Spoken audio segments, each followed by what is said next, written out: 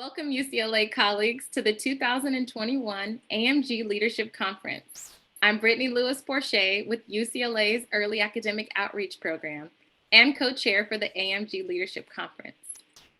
And I'm Grewall, Communications Lead for UCLA Business and Finance Solutions, and I'm also the co-chair for the AMG Conference this year. We've got a great program lined up full of brilliant Bruins who will be sharing best practices, advice, and stories about their careers at UCLA.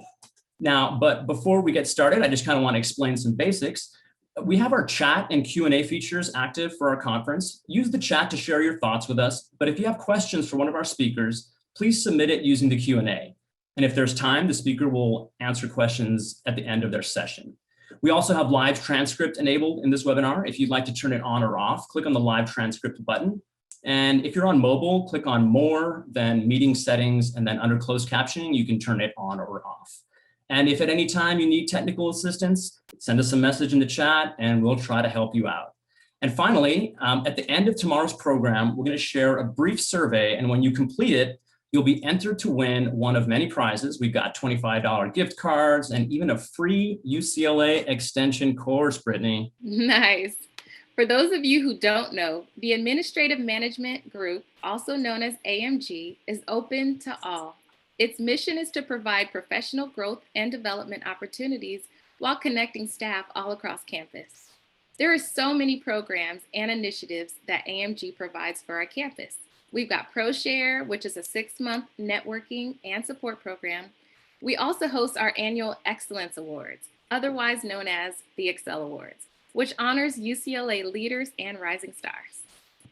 Now, the AMG Leadership Conference has traditionally been held in person, somewhere on campus, where there was free handshaking all around and no physical distancing requirements. Those days seem like a lifetime ago, but we're rounding the curve. And now, while we may not have all the same amenities as our in-person conference, we've got some fun things planned, and we're sure you're going to leave today and tomorrow's events feeling inspired, empowered, and energized about your careers and the prospects available to you. Now, this is the 4th annual, the first ever virtual AMG Leadership Conference. It's live, and we are indeed human. So I'm just going to tell you right now that that mute button is going to provide some levity and some frustrations at some point. So we'll be ready for that. The record may scratch, the turntables might wobble, but they don't fall down. Yes, and that's true. We're human, and I'm glad that we are all here today. This conference will focus on 6 pillars of career development, including coaching, communication, career navigation, diversity, succession planning, and networking. It's going to be a great program thanks to the hard work and the dedication of the Conference Planning Committee, who are all here today. A special thank you also goes to Paris McDonald and Diane Fuller, the immediate past co-chairs who built the foundation of this event. This would not have been possible without their support and guidance. So all AMG members volunteer their time and energy to this cause, and we're so thankful to collaborate with bright colleagues across campus. If you'd like to become a part of AMG or learn more about the programs we offer, please visit our website. We'll go ahead and put that in the chat. Now that we've covered the basics, let's move forward with the program. It is my distinct honor to introduce our AMG sponsor and #1 supporter, Luby Levin. Luby first joined UCLA in 2002 as Associate Vice Chancellor of Campus Human Resources and was promoted in 2007 to her current role as Associate Vice Chancellor. She is responsible for providing strategic and policy leadership for the full range of human resource programs and policies on campus. Please join me in welcoming Associate Vice Chancellor Luby Levin. Good morning, Britanny and everyone. Thank you so much for that introduction.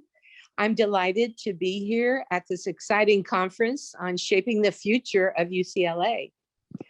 You and Sim have done an outstanding job in planning this conference. And I'd like also to thank Nancy Velasquez and Betsy Linares for leading the AMG board this year. Working with all of you and others in the AMG leadership roles, is quite a gratifying experience for me. And I'm very excited to know that the turnout today for the conference is quite amazing. AMG's focus on creating opportunities to support leadership excellence and career development for all levels of our workforce are the key drivers in shaping UCLA's vision for the future. So I'm very much looking forward to hearing the sessions in the conference today and tomorrow. As you all know, this past year has created challenges and significant changes for all of us. We're very fortunate at UCLA to have so many colleagues who inspire us and help us navigate through these uncertain and sometimes dark waters. We're now seeing some bright lights ahead of us as the campus plans to resume operations. And although it will not be the same as before the pandemic, we've learned a great deal through this experience that can guide us in supporting UCLA's continuing success in the future. And among our key champions in leading us through these times is Chancellor Gene Block, whom I am very honored to introduce today. Although I could spend a lot of time on his achievements and research in the field of neuroscience, I want instead to emphasize his principled leadership and empathy, which have been so critical to the well-being of the Bruin community, all the way back to his arrival in 2007. He always puts people first. His commitment to saving jobs and fostering staff development during the past year, which of course was a period of great financial uncertainty, has been exceptional. And he deserves our praise and special thanks for keeping the campus on a steady course. Chancellor Block has frequently inspired us with his courageous messages about the importance of equity, respect, and inclusion. And he has been instrumental in welcoming staff along with faculty and students to play a key role in the university. He understands that leadership is a mindset that when put into action can produce transformative changes in any organization. And this is in part why it's so important that we foster a culture of developing leaders at all career levels. It is now my great pleasure to welcome Chancellor Block to share his opening remarks for our conference. And thank you all very much for participating. Good afternoon. I should say, studying biological timing, this is a difficult time to listen to a presentation. This is post-prandial dip, when most people go through a bit of a quiet time in their attention cycle. But I appreciate you listening to me, and I'm delighted to welcome you today and express my gratitude to Luby, Britanny, and Sim, our speakers, and everyone who's made this conference possible. These are hard things to pull off, conferences, and I think remote conferences have their own special challenges. So I know it's hard. I appreciate everyone's effort, but I also know you're in store for a couple of great days with illuminating sessions. So it'll be well worth your time. I also want to take this opportunity to acknowledge the resilience and dedication of our staff over the past 14 months. You know, it's no secret that you keep UCLA running, but I'm especially grateful for your commitment and flexibility during the pandemic. This has really stressed everyone very clearly. You know, each member of our staff has played a critical part in keeping us successful and advancing our mission of teaching, research, and service during this time. And, you know, all three missions have really continued, even under, really as extraordinary conditions. You know, as members of a community dedicated to education, we at UCLA believe in extending learning and growth opportunities, not just to students. You know, we're a larger family than just students, but to all those on the campus community. And I think this conference is an example of just that. You know, when staff members are supported, given space to hone their skills, the entire campus benefits. When you get better, we all get better. And so it's great to have opportunities for everyone to be able to enhance their skills. And opportunities like this one is really great for staff from different units to build communities. So you get a chance to chat with some folks you might not chat with, even in campus in 3 dimensions you might not see. And that's what is special about conferences that draw people from across campus. As you know, we're looking ahead to the next, our next act, which is a phased return to campus. And I know that patience, flexibility, and understanding are going to be paramount, because this is going to be a challenge getting us back to, quote, normal. I know we're all working diligently to really ensure a smooth transition, but it's going to be, ramping up activities is going to be challenging, and hybrid work models are going to continue, where appropriate. So if you asked me in 2019, and I had this discussion in 2010 and 2015 and 2019, whether a significant chunk of our workforce could operate successfully remotely, I would have said, probably not. I remember discussions years ago about whether we could create some perhaps remote work centers in the Valley, find ways to avoid our employees having to travel so much. And we always came up with reasons why it probably wouldn't work.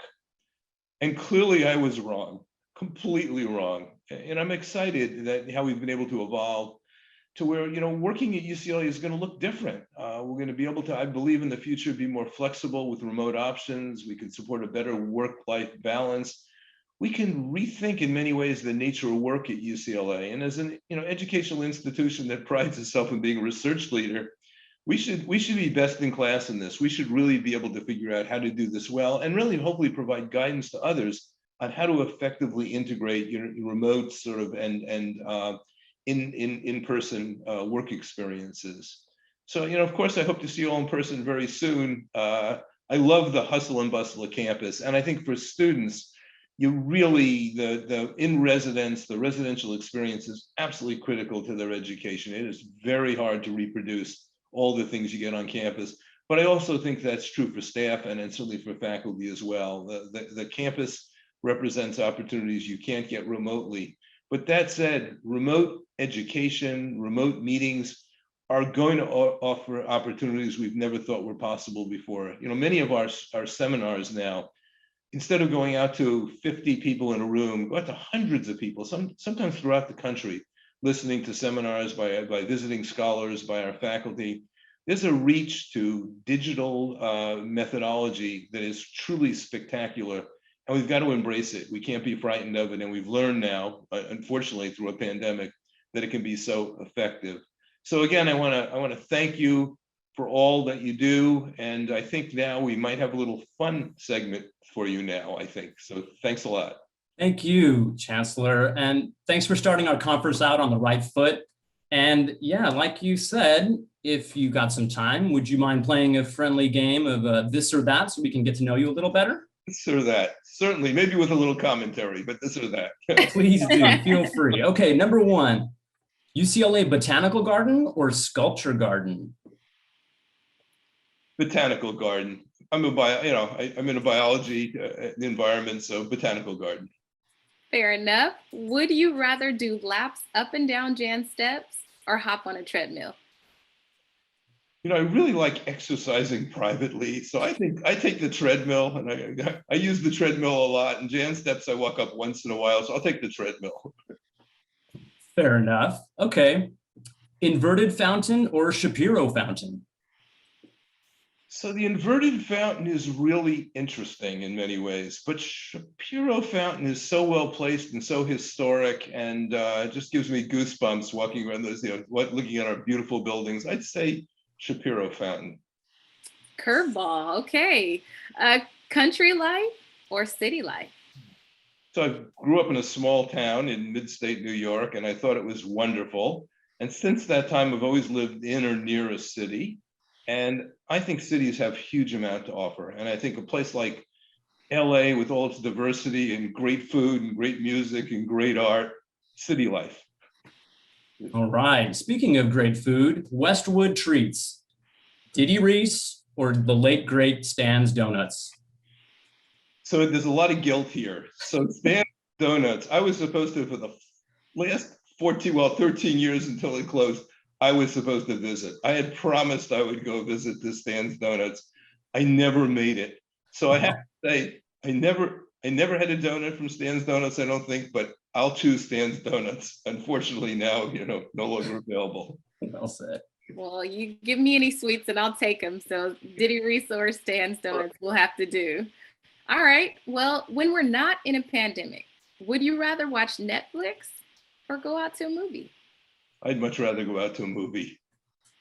Nice. Same here. Okay, freeway or surface streets? I'm usually in a rush because I'm always going to meetings. So I have to say, I don't like freeways, but I mean, I think in the end, they're a quicker way. And this is a discussion I always have with my wife, who has a better sense of navigation than I do. And we'll go to surface streets and believe she saves time. And there's been an endless debate. I think if you stick with the 405, you're always better.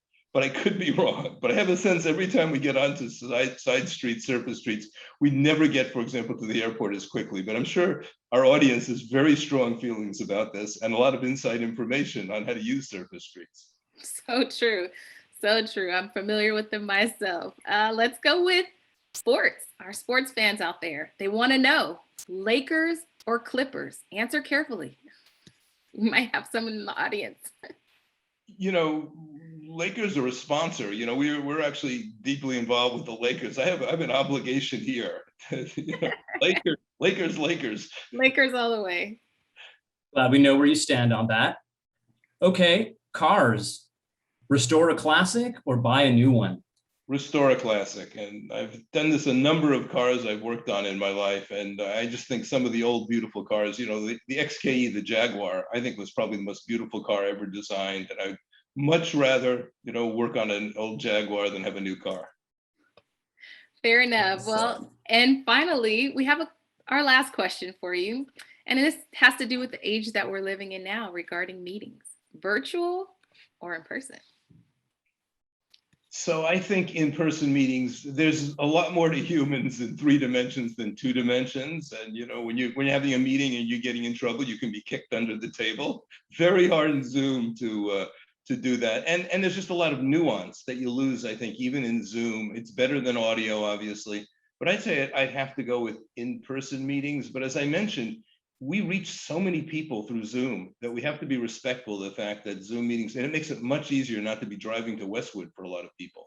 That is true. Yeah, so there's some advantages, certainly. That's a difficult one. That's true. And just like this event, the in-person one had a certain limit of capacity, but this Zoom webinar is allowing for nearly 1,000 folks just right now.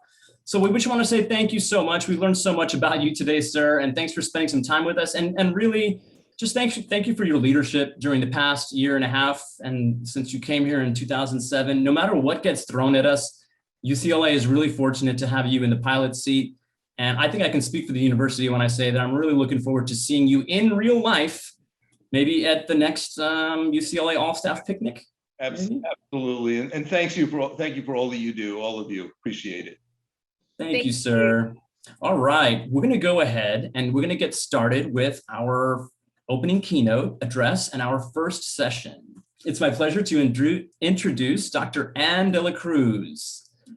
Anne is the director of the Human Resources and Payroll Center, where she works with campus HR leadership to identify and implement effective business processes and best practices for recruiting, developing, and retaining a diverse workforce.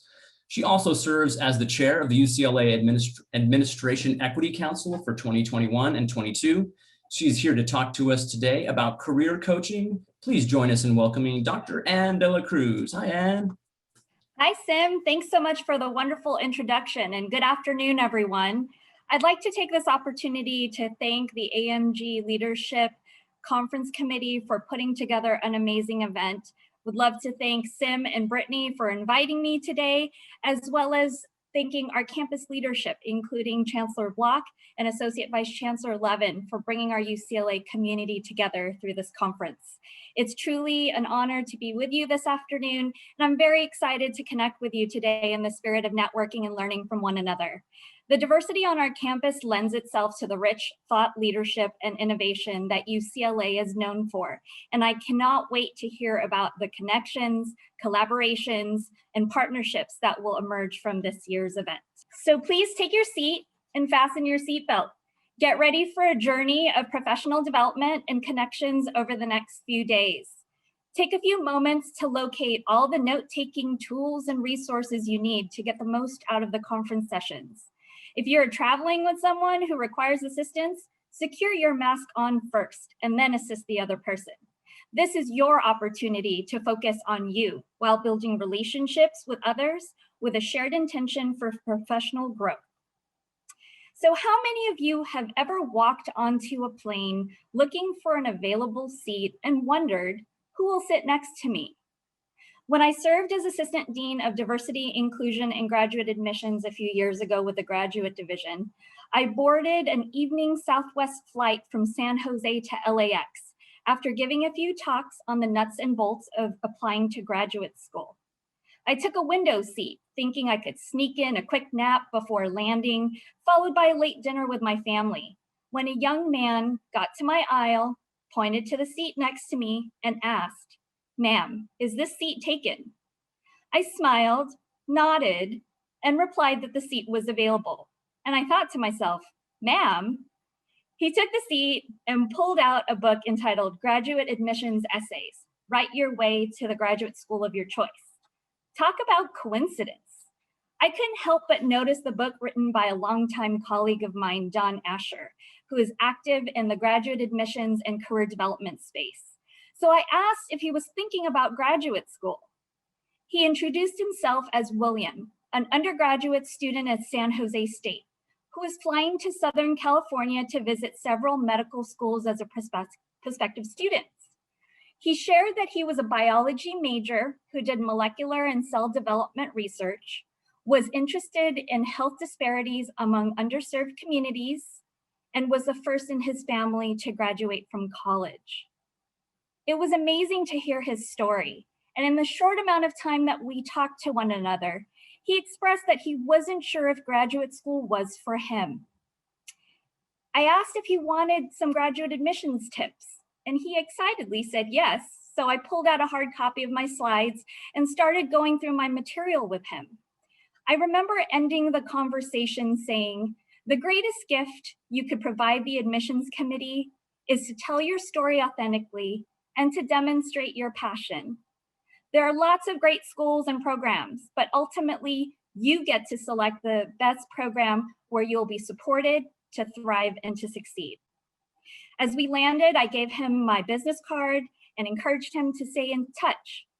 6 years later, I get a LinkedIn message that said, "Dear Dr. Dela Cruz, you may not remember me, but I'm William from San Jose State. We met on a Southwest flight.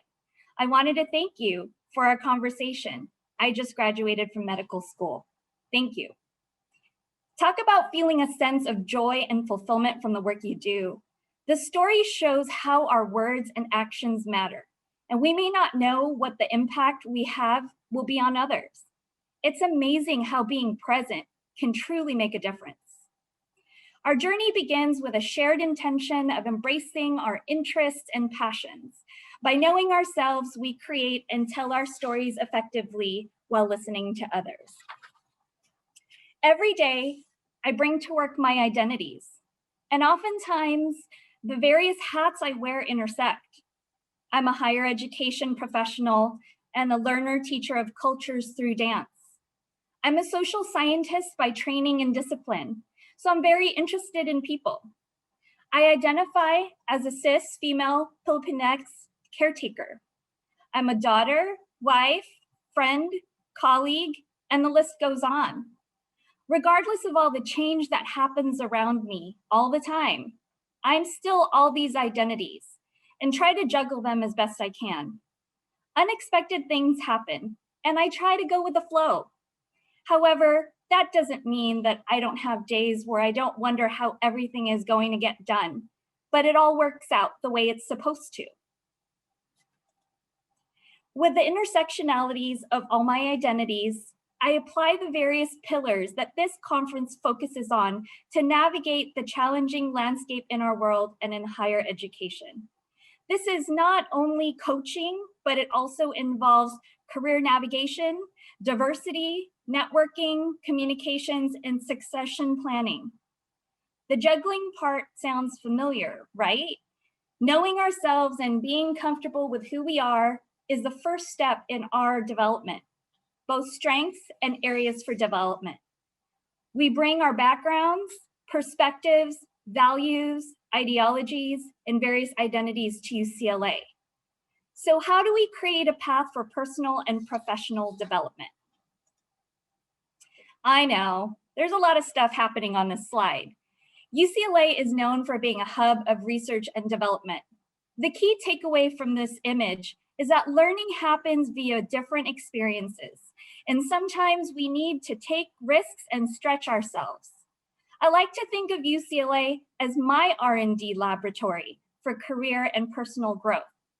My learning started at UCLA via formal education as an undergraduate and a graduate student. The invaluable work experience that I've had over the years across various functions included roles with several financial firms, the UCLA Anderson School of Management, the Graduate Division, the Vice Chancellor of Student Affairs Office, and now Campus Human Resources. Professional development opportunities like the Professional Development Program and the Management Skills Assessment Program offered through CHR helped me learn about UC, UCLA, and my roles, while giving me an opportunity to reinvent myself several times over. And I can't underscore the AMG conferences that I've attended in the past. With all these experiences, I was fortunate to meet amazing mentors and colleagues through the process. Networking and relationship building is so important, and to this day, I have been lucky to land in several roles through the relationships I've built over the years.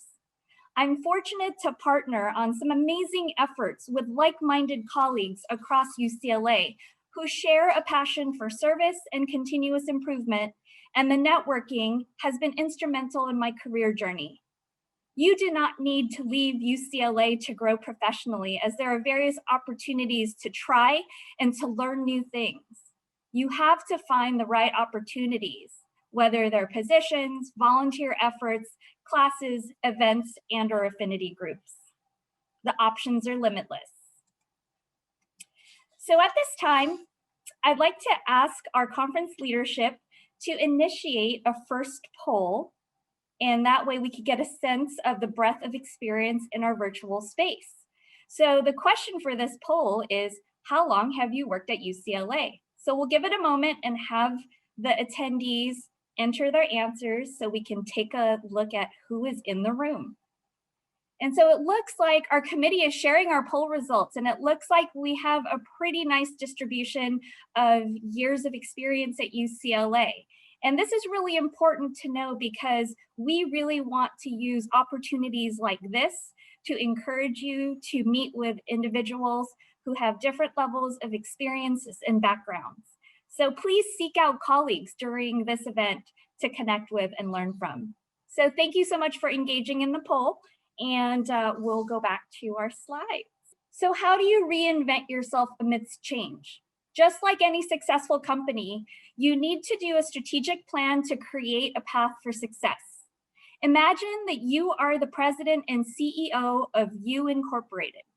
You assess where you are today by looking at various inputs to inform your current state. Then you define where you want to go, identifying opportunities where you can learn while addressing challenges and problems to continuously improve efforts. Finally, you create an implementation plan to define the action and metrics for success. I can't tell you how important it is to have a support structure around you, similar to a board of directors. It's important to surround yourself with those who will positively lift you personally and professionally. From my experience, I've found the value of having mentors at all levels to be critical to my career progression. Every position that I've had has allowed me to use my skills I have acquired through past experiences, but I strategically have found myself in roles where I'm constantly learning while providing value by contributing to a challenge or opportunity using my previously acquired skills. So if you've been to my previous talks, I like to reference London Business School professor Herminia Ibarra and her model for career change. Her methodology for career changes aligns nicely with creating a career progression plan. The first step is to experiment to see if there is passion and interest. This can be done formally via a formal position, through a learning experience, or even volunteering. The second step is to build your networks. in a target industry or function, and keeping those connections alive is key. It's easy to meet people, but it takes work to maintain those relationships. The third step is creating your story by articulating your brand and your value proposition. So as we segue to the first session of the conference on coaching, I would like to challenge you to stretch yourself and identify how you could be the best coach for yourself and for others. As we begin our session on coaching, I would be remiss if I did not include some motivational Woodenisms from the quintessential UCLA basketball coach, John Wooden. The best competition I have is against myself to become better. Whatever you do in life, surround yourself with smart people who'll argue with you. Make each day your masterpiece. A good coach can change a game. A great coach can change a life. All profound words of wisdom. During this afternoon session, we'll discuss how leaders can coach employees to greater performance and how to sustain a supportive environment that promotes skill sharpening. The session will include a brief presentation followed by a Q&A portion. Please feel free to submit your questions online during the course of the presentation, and I'll answer your questions at the end of the session. So at this time, I'd like to have a read of our virtual space, and I'd like to ask our conference committee to launch the second poll for this session. So the poll is going to ask you to best describe yourself at this particular moment in time. So are you a career explorer where you're looking at different types of functions or industries of interest that are new to you and maybe different? Or are you a career enhancer where you feel like you've found your industry and function and now you're really looking for a career progression or enhancement? Or are you even a career changer looking to switch industry and or function? Or are you all over the place and you're not sure? So we'll give it a moment for the group to respond to the poll and we'll take a look at what we see. Wow, so it looks like we have a really high percentage of career enhancers, followed by a mix of explorers, changers, and folks who are all over the place, which is totally okay. Oftentimes we find ourselves in different spaces during the course of our career trajectory. So it's through these phases that we actually gather important information about what our next steps might look like. Important information like what we like and don't like is really critical in helping us identify what our next position could look like. So thank you so much to our committee for launching that poll. And then we're gonna go ahead and continue with the conversation. So being a good coach starts with self-assessment and looking from within. That includes understanding both personal strengths and weaknesses. With our own self-knowledge, we continuously seek feedback from others to continue growing.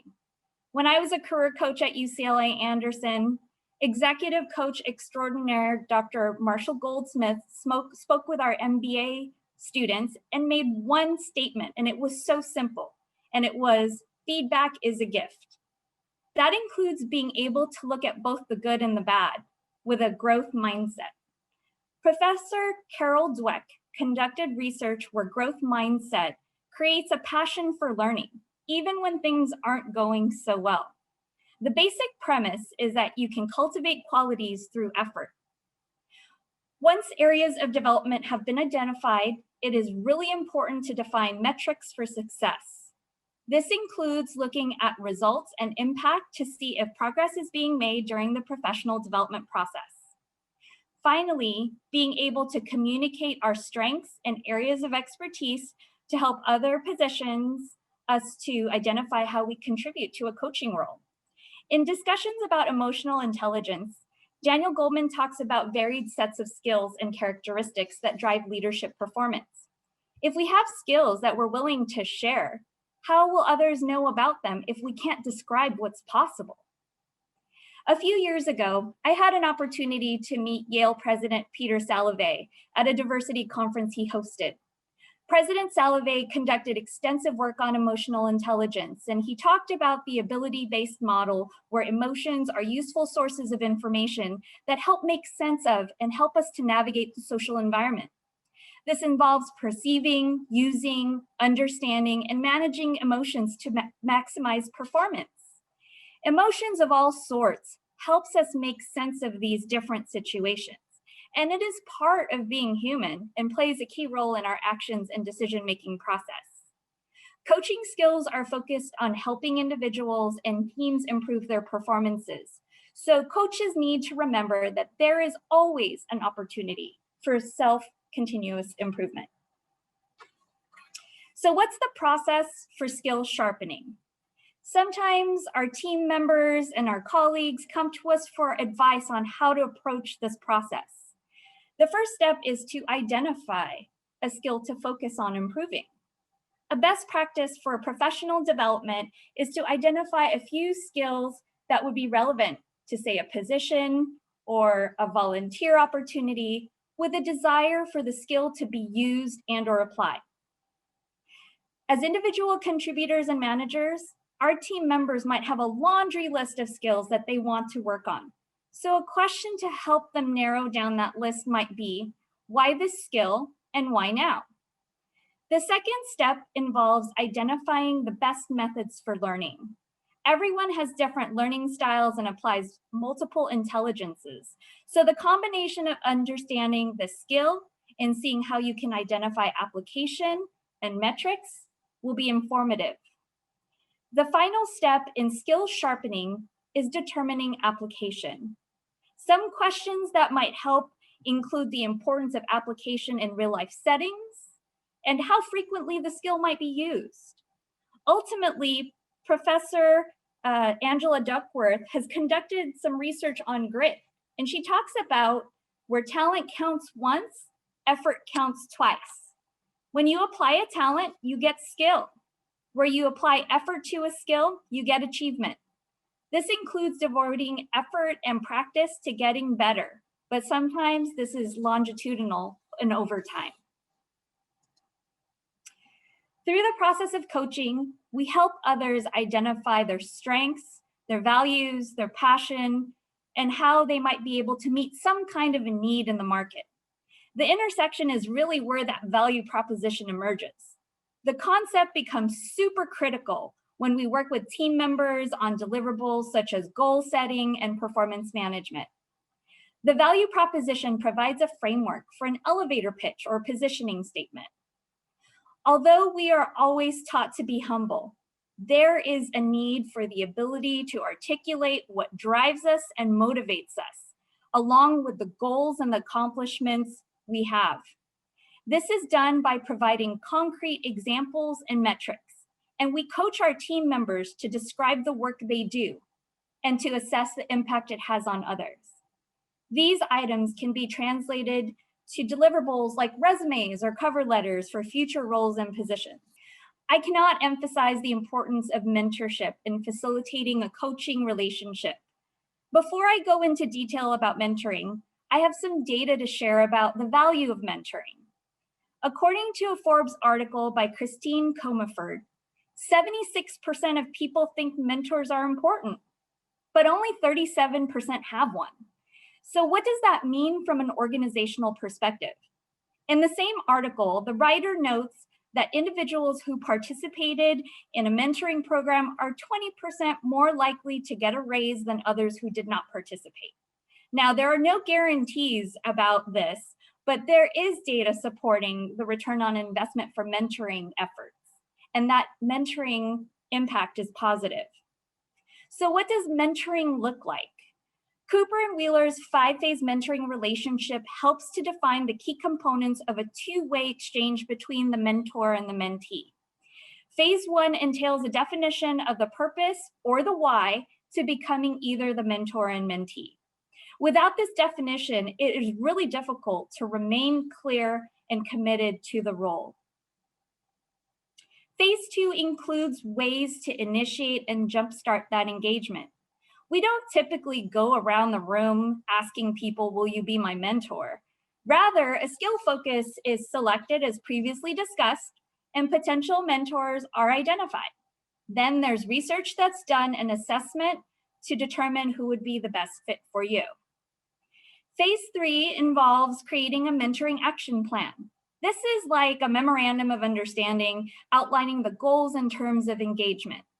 Such information might include meeting frequency, the logistics, the ways to measure success, dates and milestones, and other information like that. The core aspect of this document outlines how the mentor and mentee will work together within accountability structures. Phase 4 provides an opportunity to check in during conversations about things and how they're going, whether they're key takeaways, and whether the learning is happening. Regular check-ins help to facilitate opportunities that can improve the mentoring experience through adjustments. And then finally, phase 5 encompasses a celebration of goals met and next steps. At that point, the mentor and mentee can decide whether they want to continue or end their mentoring relationship. Oftentimes, mentors may refer mentees to other subject matter experts for further professional development. There's a Harvard Business School article that talks about the value of having multiple mentors. So don't feel like you have to limit yourself to just one. Identify mentors who can help you address the specific skills you want to work on. Building an effective team is critical to achieving high-performing outcomes. Psychologist Bruce Tuckman came up with the phases of teams in 1965, but it's still a model that's referenced today. During the forming stage, individuals are trying to understand the team's purpose and how they fit into the group. This may cause some feelings of anxiety and curiosity, and this is really where the leader can serve to facilitate the definition of shared goals and promote team interaction. During the storming phase, team members might encounter conflict or friction as they work with others. If it hasn't already been done, clear definitions of roles and responsibilities will need to happen at this point to help with workload and progress tracking. This is also where leaders really need to start identifying resources to support engagement and conversation. In the norming stage, resolution of differences occurs and team members learn to appreciate one another's strengths and abilities. This is where asking for help and offering constructive feedback is aligned with the shared goals. And this is where it's the highest. During the performing stage, the team is at its full potential and likely to achieve goals. Team members go in and out of various roles to achieve the shared goal. Teams in the adjourning stage hit the end of the project, and this is where it might get interesting. Some team members may find that this time difficult because it's hard to disband with others. They've built that relationship, while others are ready to move on to new things. This is where, as a leader, it is important to read each of the members and to offer the needed levels of support as needs vary from person to person. Sometimes it's just a matter of asking, how can I support you? How can I help you? During the transformation phase, identities that were solidified in the team are now morphing into something else, and new projects and goals are being established. So some of these different aspects really elicit a lot of the different emotions throughout the phases of the teams. Similar to the Memorandum of Understanding or Mentoring Action Plan, one of the best practices that I would recommend is putting together a team charter. And similarly, it will cover things like purpose and goals, expectations, logistics, communication, decision-making methodologies, as well as strategies on how to address conflict resolution. So these are really important ways that we can support our teams as they go through different efforts. We talked about mentorship and team building. So now let's delve deeper into the coaching models. Like mentoring, data shows that coaching supports organizational success. In a study done by the Human Capital Institute, 51% of companies with a strong coaching culture reported higher revenue than their industry peer group. A study by Dr. Merrill Anderson of Metrics Global noted that 77% of survey respondents at a Fortune 500 company indicated that coaching had a significant impact on at least one of 9 business measures, uncovering all the impact, including productivity, employee satisfaction, customer satisfaction, employee engagement, and organizational financial results. So how do we implement coaching into our day-to-day? There's different coaching models that can be used individually or in conjunction to achieve coaching goals. Considerations include how many participants will be involved, how long coaching durations look like, and what is the best method for coaching, i.e. in-person or virtual. So let's talk a little bit about the different coaching models. The self-coaching model involves self-awareness and effort to promote awareness and facilitate change. This might include the use of self-assessment tools like Myers-Briggs or Keirsey, or even utilizing some form of strength assessment like the Gallup Strength Finder. If employees have an opportunity to participate in a 360 assessment like Lominger and Visia 360 or the Korn Ferry product, such a tool would be really helpful in identifying whether individuals' perceptions of themselves align with how others perceive them. In contrast, the peer coaching model involves 2 or more colleagues who reflect on a current practice to develop, teach, and solve problems. The peer coaching model is one of the easier models to implement because coaching emerges organically. There is shared interest in the exchange, so exposure to subject matter expertise can really be limitless. With group coaching, people have an interest in exploring similar areas and topics. However, individuals might not know one another or might have different needs and aims, and that is okay. This is a good model if individuals want to explore these topics and not have to worry about being identified, or even if there are prior relationships and trust is core to the group, then the group coaching session can still achieve different goals by addressing the same content in a very uniform delivery format. Team coaching differs from group coaching in that individuals work together as a unit toward a shared goal. The team leader and members partner to ensure that their engagements move them forward as a unit. So which model is the best? Well, the answer is it depends. And it really depends on the individual's communication and work style preferences. Sometimes it's better to have a dialogue about what people prefer and what works best for the group. So at this time, I'd like to ask our conference committee to launch our final poll to get a sense of the group's experience with the various coaching models. It looks like we are going to ask the question, what type of coaching models have you participated in? And this one is a multi-select. So feel free to identify the different models that you have participated in. And we'll give that a moment and see what the results look like. Okay, let's take a look at the poll results. So it looks like it is a combination of self-coaching, peer coaching, group coaching, and team coaching. And really, each of the models have their own individual advantages and disadvantages. So there is absolute value in combining some of these models to really help optimize performance among different groups. So thank you to our committee for sharing this poll with us.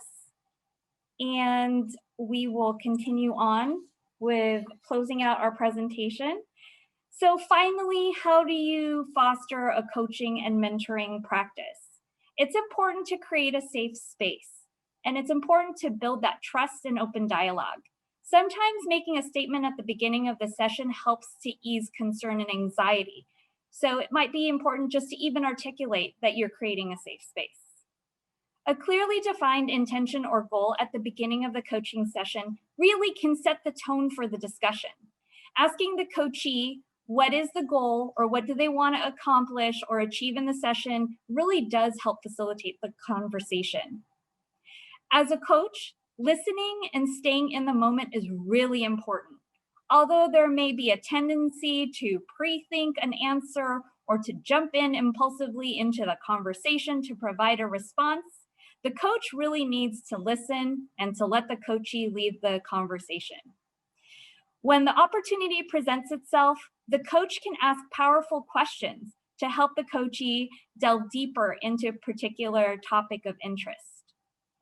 With a coactive coaching mindset, the premise behind coaching is that the coachee has the answer and the coach provides the opportunity for the answer to emerge from within.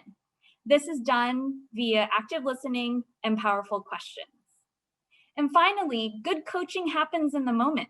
Sometimes you just don't know where your conversation is going to go, but being open and ready to follow the discussion towards the goal of the session is going to be highly contextual, and it can be highly effective as well. So that concludes the formal presentation. I'm going to stop sharing, and then I think we're going to just go ahead and jump into the questions. Karina Chavez has been compiling all the questions, so thanks in advance to all of you who have submitted questions. So the first question is, what is the role of a mentor and how do you find a good one? So I would say that the role of the mentor is somebody who is going to help an individual really move towards and achieve a particular goal. And I think at the beginning of every mentoring relationship, there has to be some kind of intention for that particular mentoring relationship. Now, in terms of how you find a good one, I think there's a combination of different things that you might want to try. Oftentimes, it is through word of mouth. So if you're talking to colleagues and you'd like to work on a particular skill or area of focus, it's really helpful to be able to, hear from other colleagues who might be able to, really help, identify those potentials.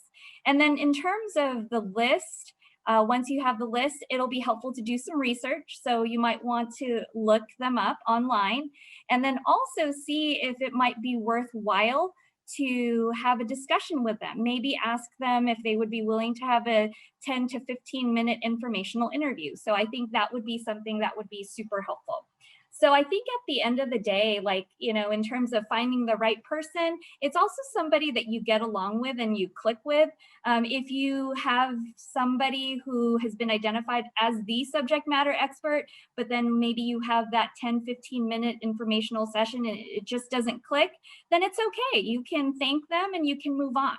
So I think that is really one of those pieces where the mentor really can help somebody achieve some type of goal.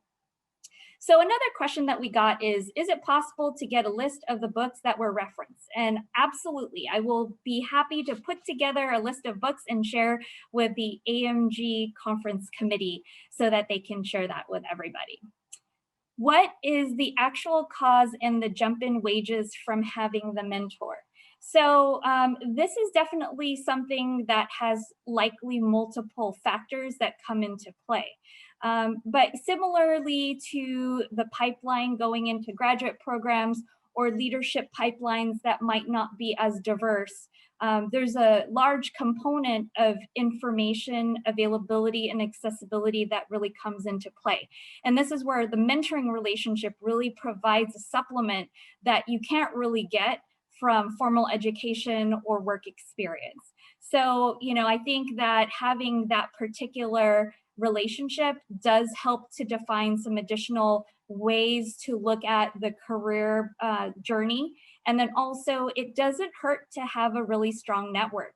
I think at the end of the day, sometimes jobs are not necessarily posted, until a certain point in time, but even in the time that employers are really thinking about roles, sometimes that actually happens early in the process. So if you happen to know somebody who might know of a particular position that's coming down the pipeline, that's where networking really can come to play.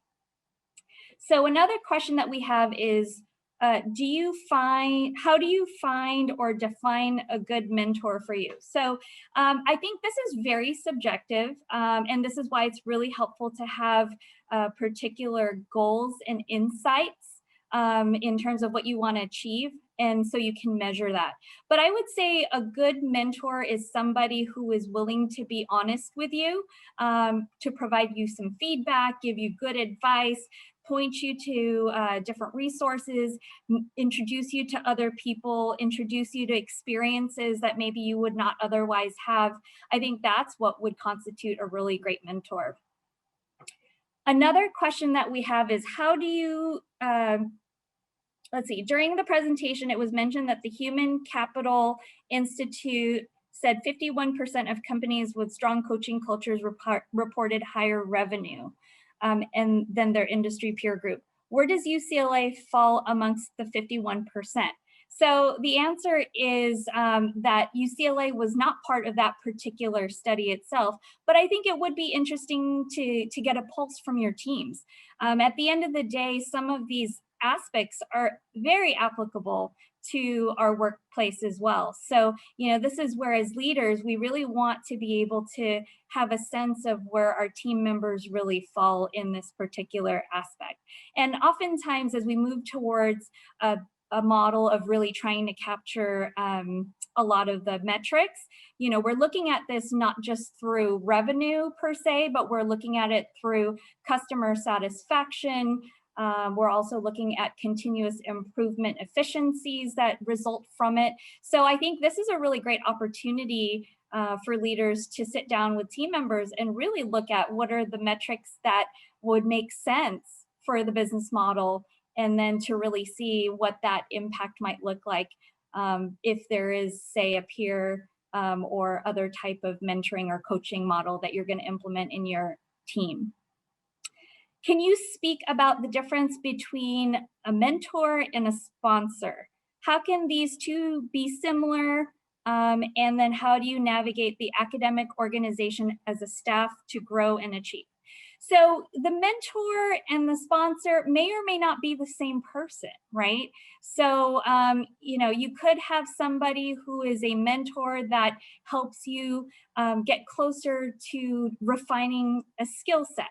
So I would say that a mentor can be at any level, and that person can really help you hone in on that particular skill, that skill sharpening. Now, a sponsor likely could be somebody who may be at a higher level, who is willing to provide you with some advice and insights and opportunities that would expose you to some of these experiences that you have. So I think those are definitely some aspects to consider. And then let's see, what if we have not participated in any of the coaching models? What would you advise? Well, I would say that it depends on your own personal preference for learning and what you want to work on. I would say you might want to start off by identifying a skill and then defining which model might work best for you. There was a question previously that talks about how to navigate the academic organization to identify mentors. So I think this is really important to look at mentors in different functional areas. Sometimes you're going to look at a skill that you want to work on, and it might make sense to have a mentor that's in a completely different area or in a different functional area. But if they have that expertise, I think it will really help you stretch a little bit more. So it's really important to think, broadly in terms of what that looks like. And then I will answer one more question, and then we will have to transition.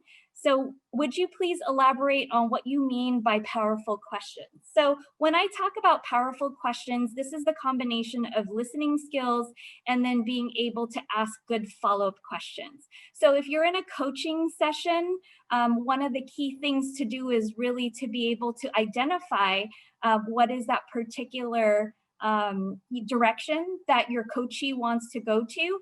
And then if you notice that they're kind of skirting away from a topic, going back and pointing that out, that they're, deviating from the goal. So I think asking powerful questions really does rely on you listening and then asking the coachee why they're moving in a different direction. So I think that really concludes our time for today. Lots of great questions. Thank you so much for engaging me today. And so just want to thank everybody for your time and just kind of leave everybody with this particular thought. UCLA is known for the optimists that we have on campus. So I want to challenge you to think about, what does your optimist journey look like? And to give yourself permission and latitude to really make time for you to think about what you want to do next and how you want to grow. So at this time, I really want to thank everybody, thank the conference leaders, and go Bruins. So Brittany, thanks so much, and I'm going to turn it back to you. Thank you, Anne. We're going to go ahead and introduce our next speaker, who's going to introduce our next session. So Kumar, go ahead and turn on your camera. Thank you, Anne. My name is Kumar. I'm with UCLA IT Services, and I'm also a member of the Leadership Conference Committee. We're going to take a quick break, and when we return, we're going to see our communications panel discussion, which you don't want to miss. See you back here at 2:10. Good afternoon. I'm Ayanna McLeod, AMG committee member.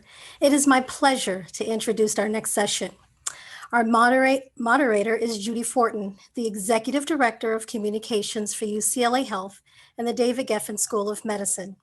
Since joining in 2019, she has led a team that is responsible for all media relations and reputation management at one of the top health systems in the United States.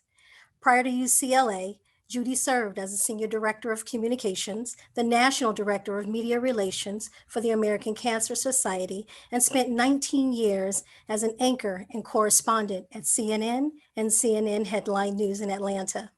Judy has won multiple national awards for her work as a CNN medical correspondent, and we're excited to have her here. Please welcome our moderator, Judy Fortin. Thank you so much, Ayanna, and welcome everyone. We are so happy to have you here today. I want to thank you for joining us for this very special discussion about communication and the vital role that it plays in the success of your department. During the next half hour, our panelists will identify best practices and techniques that have helped to increase lines of communication and foster a positive work environment. But first, just a few notes about our format today. Your mics are muted, but if you have a question or a comment, please go ahead and enter them in the Zoom Q&A function at the bottom of your screen, and time permitting, we'll attempt to answer them. Now, if you're just logging on, again, welcome to all of you. We are joined today by three esteemed campus leaders. Our panelists today are Allison Baird James, Associate Vice Chancellor, UCLA Business and Financial Solutions. She's been with UCLA for the last decade. Scott Carter is Deputy Director of UCLA Enrollment Management. He's a 30-year veteran at UCLA.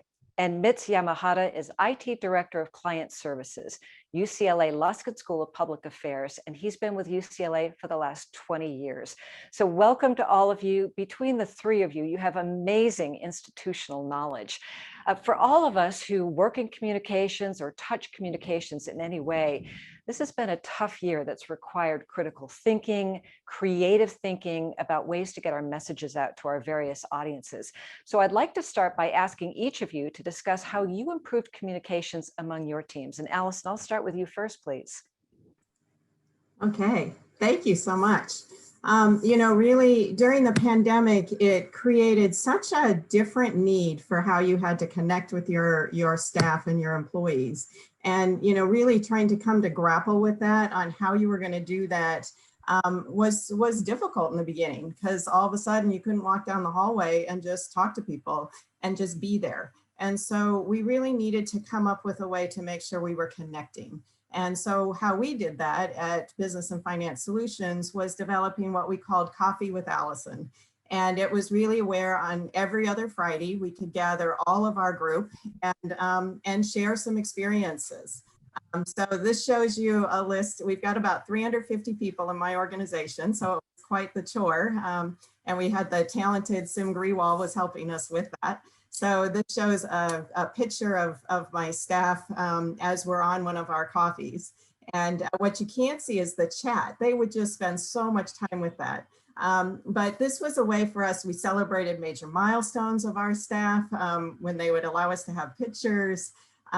During this time, we added 2 new units, so about 100 people to our staff. We rebranded our department, and we did this all in a remote setting. And we really used these coffees as the way that we were able to announce things to staff and get people excited about things. We also spent some time addressing some serious topics because it's been an emotional year, for goodness sake. So, we talked about Black Lives Matter. We talked about Asian issues.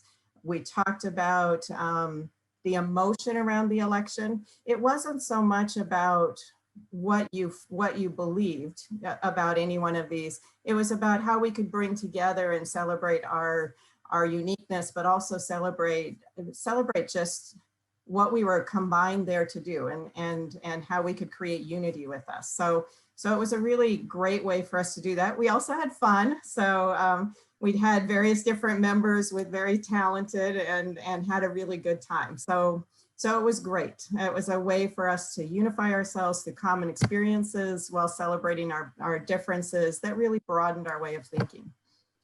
Allison, you did a great job making yourself accessible to your team members. I think that's something that's so important for all of us. Let's ask Scott Carter, Deputy Director of UCLA Enrollment Management, if he had any special things that he's been doing to try to engage his team. Hey, Scott. Hello. Wow, that's a tough act to follow. We're going to have to incorporate music into our programming. Allison, nice job. As my intro stated, I've been at the university quite a while, but I've been with enrollment management since our vice provost came to the university. And for those of you that know Yolanda Copeland Morgan, she is a champion of the excellence that is UCLA. And one of the first things she brought to us was really a challenge to address our service culture and rethink the way we actually support our guests, as we support everyone that supports the enrollment enterprise. But just a little bit of context on enrollment management, and then we'll get to these wonderful standards that are in front of you. We are all things pipeline building with outreach functions, helping scholars become competitive applicants for UCLA, recruitment and admission of students, and then we serve all financial aid functions for all students at UCLA, grad, undergrad, and professional programs. So it's a large enterprise, but in many ways we're the front door of the university for a lot of people that are considering UCLA in their future. So really we had to assess, first and foremost, communications at the heart of really any good service culture and service program. So what you see displayed here are our blue and gold service standards, one of the very first things that we were asked to create. We had the good privilege of working with an outside consultant, 2 consultants actually, one of which works closely with UCLA Health, and we know they're a champion of the customer experience. So we are in good company in that regard. So our standards really speak to how we really support each other, especially our guests. But we did learn early on that communication is a lot about how we communicate with ourselves and each other, that when we were writing many of our procedures, that it started first with how we would communicate and speak with each other. So an example that's going to pop up here is one of our newsletters. We communicate regularly with our staff. You'll see here, this is a sample from a year ago, May. We were already 2 months into Zoom at that point, and we realized we needed to help people, get on their A game with Zoom. So we try and be timely. We then shifted into the development of procedures for all things in our organization. In fact, you will see here a couple examples of some of the procedures and the trainings we've created. We actually wrote procedures for in-person interactions. I'll pause there for a minute and have everyone think about that. Do you have a procedure in your organization that talks about how you interact with each other? We found that we didn't, and unfortunately, or fortunately, our team came together and we created such procedures. And it was really fascinating when we trained our staff at some of the basics that people either overlook, may have forgotten, or don't consider when they're interacting with either each other or our guests, our constituents that we work with. We also created phone interactions and phone procedures. We have in-person trainings for all of our staff, but we also now have created in-person modules both in-person interactions and phone modules where you can actually plug in and learn, much like you do for cybersecurity awareness for the university. We have these experiences for our staff as well. One fundamental aspect of this entire thing is really a team approach. So we do this all voluntarily with team members throughout our division. Some of you are on here today, and I publicly thank you for your support. This initiative has really shaped our culture in exciting ways, and I look forward to telling more of our story and sharing more details on how we've improved our communication. Scott, that's great. I totally agree with you. Communication, customer service, they go hand in hand. You really can't have one without the other. Let's ask Mitz Yamahata what he's done as IT Director of Client Services at the UCLA Luskin School of Public Affairs. Hey, Mitz. Hey, thank you very much. Great information from Scott and Allison. I just want to talk about some of the unconventional methods of communicating with, for me, a smaller team. I don't have 300 people underneath me and what have you, but a smaller team. And during these unconventional times, we're normally used to seeing people in the hallway, walking into somebody's office and just communicating. But now, we have to find other ways. And Zoom fatigue is a big thing, and email, you get bombarded with a lot of emails, and that method of communication may not work. So for my group, we've gone to texting, we've gone to other forms, campus has Slack, some departments has Microsoft Teams, Facebook Messenger, even outside of work, just to check up and to follow up on one of your employees or one of your staff members. Communication is all about transparency, empathy, and listening. Angela Cruz talked a lot about the coaching and mentoring. And even though this is unconventional communication, you still have to think about the frequency, the safe space discussion, and also, the boundaries, the expectations of when you're going to communicate with your staff members or members of your community. The safe space gives, feedback, Q&A, just talking about the weather. The frequency, how often are we talking? Are we talking about personal items? Are we talking about work items? Are we getting deadlines done? Are we, all of that comes into play, but definitely setting boundaries. Having a boundary during this odd time is really important, and understanding your staff and yourself to make sure that you don't burn out and that the work is still getting done. There's big customer service. Scott touched on customer service and, understanding. So a lot of that goes into talking, I guess, unconventionally, but, keeping in touch. Texting is big. And also a lot of us have forgotten just picking up the phone and calling the person, not having to do Zoom, just calling the person directly, hearing the voice, and just doing it, I guess, old school style and just talking over the phone. It gets the message across quite effectively. Mitz, I think you're so right about that. And I've found personally that members of the team that I work with have different styles that they want to communicate with too. So let me ask a couple questions. And if any of you who are joining in and listening have questions, please enter the questions into the Q&A function. We'll try to ask those. But for Scott and Allison, this seems like an obvious question, but I'm going to throw it out there anyway, because I think it's so very important. And the question is, why is good communication vital for your teams? Allison, let me start with you there. Again, an obvious question, but maybe the answer isn't so exact for some of the people who are joining us today. Well, I think that, communication is vital. It's become even more vital. And Mitz, I like what you said, talking unconventionally. I love that. So I think that,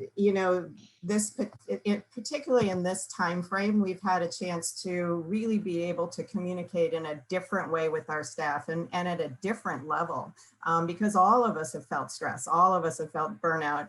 And, we get all of our work done as leaders through our employees. And so being able to create that connection, create that shared experience, so that we remember, why are we here? What's our mission? Why is it important to do these things? Well, we're sitting at home in our little four walls, and you don't feel nearly as connected as you used to. So I think this has been a very critical time for important communication.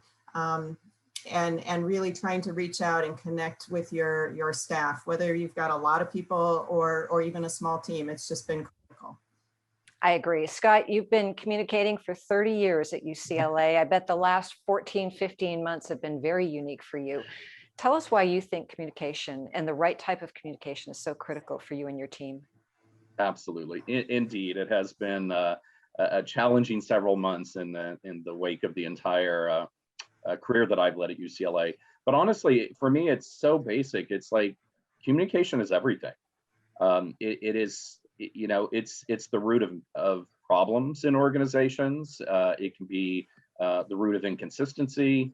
There are so many things that if you just look at it head on, that communication really is the equalizer in bringing an organization forward and strengthening, you know, the standards and the goals of a team.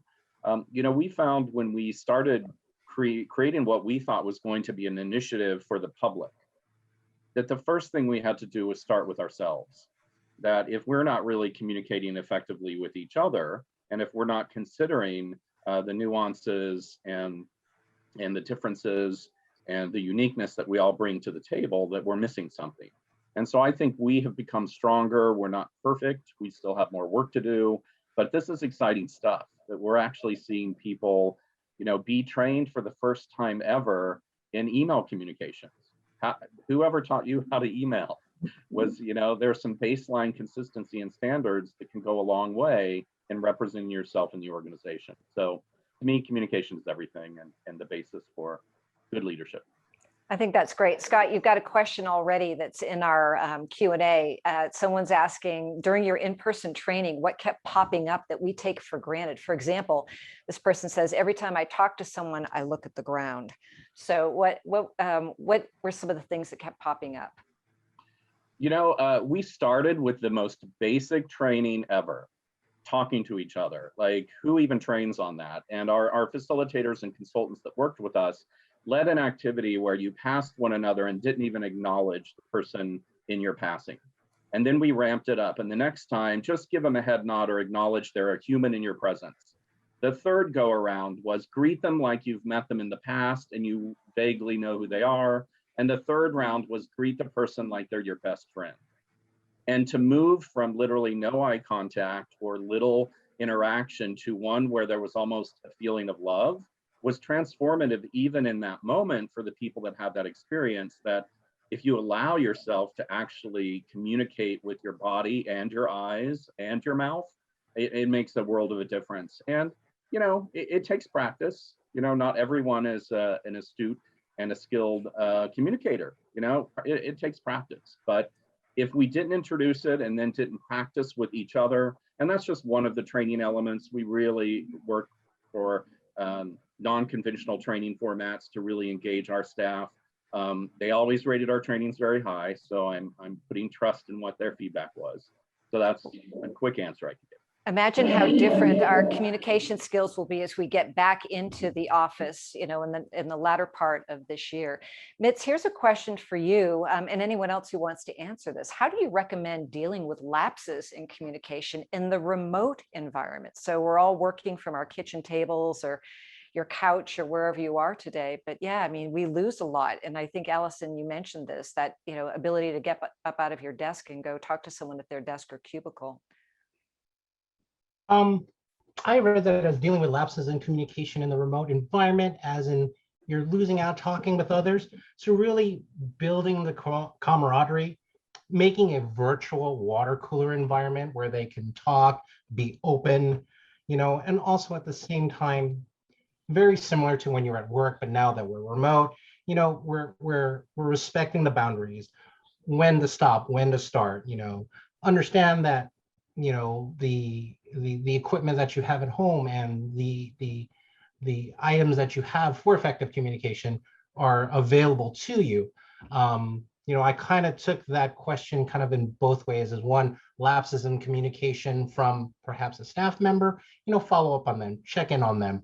You know, as long as, for me, as long as the work is getting done, deadlines are being met, you know, I will check on them occasionally just to make sure everything is going well. If they need any help, any support, you know, and trusting that the work that they're doing remotely is as effective as if they were in person.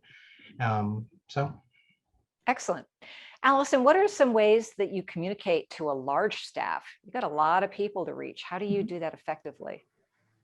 You know, that is something that Sim and I've talked about this before, because he's expert at communication. I'm an accountant. I was not trained in communication. I can do a mean spreadsheet, but at any rate, you know, and as you move up in your career, you find that you've got to really get better at this communication thing. And so, you know, Zoom has provided a really unique opportunity with a large group to really feel like you have some connection, and you're connected to them. In order for us to meet in the past, we used to have to close down the offices, bus everyone over to some place where we could all fit, get in there, and then I would be on some stage with a podium and a light in my face, so I couldn't really see anyone, and just talk at people.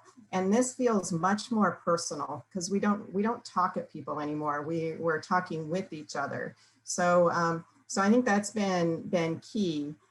Another thing I think that's been key for this, and it's something, again, that as a non-communicator or not trained in communication has been difficult, is this idea of being vulnerable with my staff and being able to say, you know, these are the things that I'm struggling with today. You know, I'm stressed out today. I'm missing the office. I'm missing seeing people, those kinds of things. And then creating a common bond between ourselves about the fact that we're all experiencing this and we're all dealing with it in different ways. And then we can provide different tools, techniques, resources that UCLA offers to really address some of these issues. But the first part is having a story that sort of tells that you're being vulnerable about things. I also think, you know, telling a story, making sure that you're making something memorable. It's PowerPoint, as much as I like to do that at different times, is really not the way to connect with my staff. It's a great way to do some training or something like that, but really connecting with people has been important. And then the final thing is we've tried to involve the staff in what they're feeling. So it's not just all about me. It really is about our shared experience. And we've had a great time. We've talked about really hard stuff. We've had fun, we've done work things, we've done a variety of things, but I think having that variety, but having that connection has been really key to a large group. I'm glad you mentioned that. The next question that is coming in, I think, could be for any of the three of you. So please jump in. Here's the question. How exactly do you have respectful dialogue, especially around issues of diversity, feelings of racial bias or favoritism? How do these teams create respectful boundaries and dialogue when an issue is very sensitive? Any one of you want to tackle that one?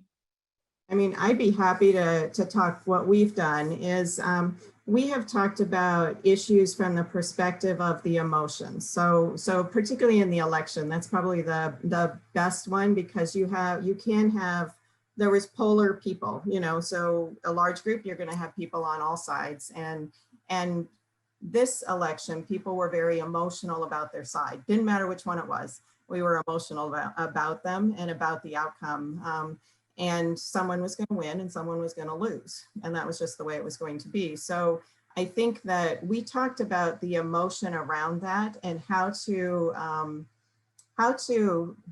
shore yourself up from a stress perspective in dealing with those emotions, and how you could have respectful dialogue with each other, because we were still the same people. We still share the same mission. We share the same concerns for our country. We share the same issues. We just think that the solutions are different, and that's okay. And so talking about how to be respectful with each other, how to understand that just because you may be elated, upset, whichever direction you are about an outcome, doesn't necessarily mean the person you're talking to shares those emotions. Yet we do share a common experience working for UCLA and can understand and care for each other, even if we're not on the same page. Very good point. Mitz or Scott, did you want to jump in here and answer that question as well? You know, I would jump in with the notion of continued professional development and training. It's so important in our workplace that we don't become static, that we grow and learn and challenge ourselves We're imperfect on many levels, but as our society is demanding more accountability and support of difference, then people have to step up. It's a fact. We incorporated our first soft skill training last summer because we had to start with the hard skills first before we ramped up to the soft skills.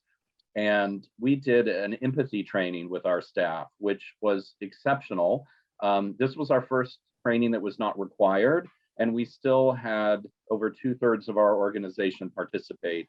And it really, I'll put a plug in here for CHR, specifically Darlene Manini. She was fabulous. But she really led us through a guided reflection. It was last summer, so it was in the height of a lot of tension that many of us were experiencing, in our nation. And so there was some good time to really reflect, but also, think about the perspective of other people, which is often lost and forgotten when we're trying to communicate. We put our agenda first. So I really do think soft skills training, there's much to be had there if we take the time and prioritize it. My concern is that many of our departments don't prioritize it as something that staff can and should spend some time on. So professional development is key in this regard. Mitz, I see you shaking your head. Yes, do you agree with that? I agree. Excuse me. I agree with both what Allison and Scott said. I've got nothing further to add. They covered wonderfully. Very good. All right, next question that comes in here. What work have you done to ensure that communication processes are adequate? How do you incorporate a feedback loop to ensure the integrity of the communication? Again, Allison, you've got such a large group. Mitz, you've got a smaller group. I would imagine that your approach to this is a little bit different, or maybe there's similarities there. Either of you want to jump in? Well, in my organization, we've been lucky is we've invested in some software. It's called Office Vibe, and it provides a continuous feedback loop. So it's sort of like a employee survey. We used to do those once a year, and then we would get our feedback, 3 months after the survey. Now we do this, and it's sort of a one question every week to the staff, and so we get continuous feedback. And that has really helped us know where our staff is. Are they, and I don't mean where location wise, but where they are emotionally, where they are feeling a need to be brought up. Are they emotionally drained? Are they, way tired of Zoom, which, almost everyone is. Where are they, and what can we do to make sure we're addressing things that are really important to them at the moment? One of the things we learned from them is that they just didn't feel like they were being acknowledged enough. And so we created a whole set of monthly awards that they can nominate themselves, their peers for. So it's sort of a peer nominated thing. And then we talk about their stories.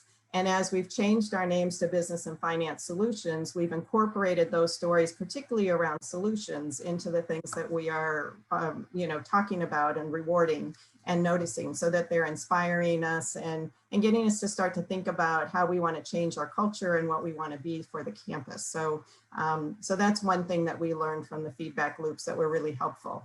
As anyone would suspect, today's feedback loops are all about how are we going to work in the future? Are we coming back full time? Are we staying home full time? Are we doing something in between? And all of their opinions about what the right answer is, which has been great for us. Excellent.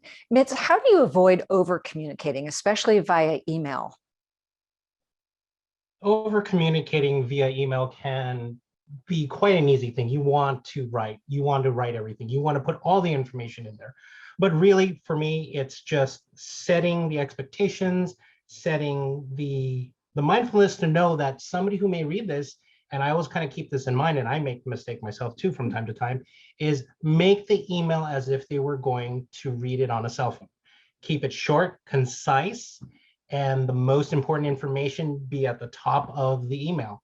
A lot of times I've been guilty of it where I don't, scroll all the way in the email to get the full picture, and I might be missing out on communication, words that are in there that I would need to be effective as a manager.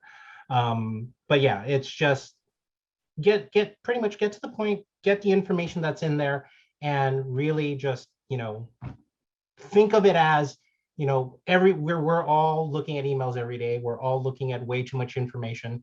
You know, even taking a time out to step away has, you know, for some is over information. So, and everything that's going on in the media today and what have you. So really just effectively writing. And I mean, I believe there was a CHR class on effective writing and stuff of that nature, which really helps as well too.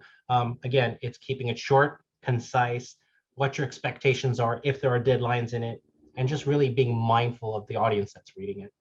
I thought you were going to say, don't hit reply all. That's another way, right? Okay, one more question I want to direct towards Scott. What's the difference between hard skills and soft skills? And can you give an example? Absolutely.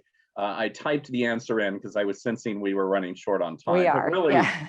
It really comes down to a hard skill are those functional things that you do every day that you perhaps never even received training on, such as answering a phone call, transferring a call, putting a caller on hold for how long, versus a soft skill is anything that really is behavioral, that really can alter the way you act and behave on a call, such as exude more empathy in the student that is expressing their concern, versus cutting to the chase of answering a procedural question. So empathy, teamwork, communication, assertive communication are all soft skills, things that people can take time to train and build their competency. Excellent. Thank you for defining that. Allison, yes or no? Are you going to continue your coffee with Allison after you get back in the office? Absolutely. I like that. Excellent. Well, we are running out of our time here. We're at the end of almost at the end of the session. Before we go, though, I want each of the panelists to give us some final thoughts, your best advice, lessons learned. What are some of the takeaways that will help all of our participants today be better communicators? And Allison, I'll start with you. Thank you. Well, I think the best advice I have is to really have the courage to be vulnerable with your staff and your colleagues. Share your story. They want to know, they want to feel connected to you, and it's a way for you to do that. Discuss your humanity. It's really a show of your strength. It's not showing your weaknesses to talk about things that are scary to you or are difficult for you or anything like that. It really is empowering to both you and to your staff. So your team, your organization, our organization, and you personally are going to really benefit greatly by taking that extra leap and going out there and being vulnerable and really having deep conversations. I'll take that away too. Scott Carter, some final thoughts before we say goodbye? Yes, I would simply say good communication takes work. It requires effort. The more you avoid communication situations that go awry and are not really working in your favor, do the hard work here and persevere into a communication setting with a peer or a colleague, or ask your managers to bring in some training or some experts to lead on the topics we've talked about today. It really starts with exposure and then a commitment to improving. And that's why this conference exists. So thank you all. It's opened up such lines of dialogue. And Mitz, I'll let you go ahead and say a final few words as well on lessons learned, your best advice, any kind of takeaway that we should have here. You know, this talk is all about communication and effective communication, and it really does start with you. It starts with, so really setting those boundaries between work and home and not feeling to be always on. I know it's kind of opposite of what we're talking about here, but one big thing is step away, get out, be safe, enjoy some time with your family. A lot of us has families, and we're on 24/7, we're communicating some way 24/7. Step away, turn off the device, get some commute time back. And, if you had to drive an hour, take that 1 hour in the morning to read a book, to go out for a jog, and really bring back, because that helps you. And then as it helps you become an effective manager in communicating out. And it clears your mind to get better communication and effectiveness out. Terrific advice from the three of you. I want to thank you so much, Allison Baird James, Scott Carter, Mitz Yamahata, and I want to thank everyone who joined us today from the community. You asked some great questions, and if we didn't get to all of them, I'm sorry. I think everyone was trying to type fast and furiously into the chat there to answer them if they couldn't say it verbally. But on behalf of everyone at the AMG Leadership Conference, I'm Judy Fortin. Please stay safe. Take good care of yourself. Welcome back, everyone. My name is Nancy Velasquez, and I'm the chair of AMG.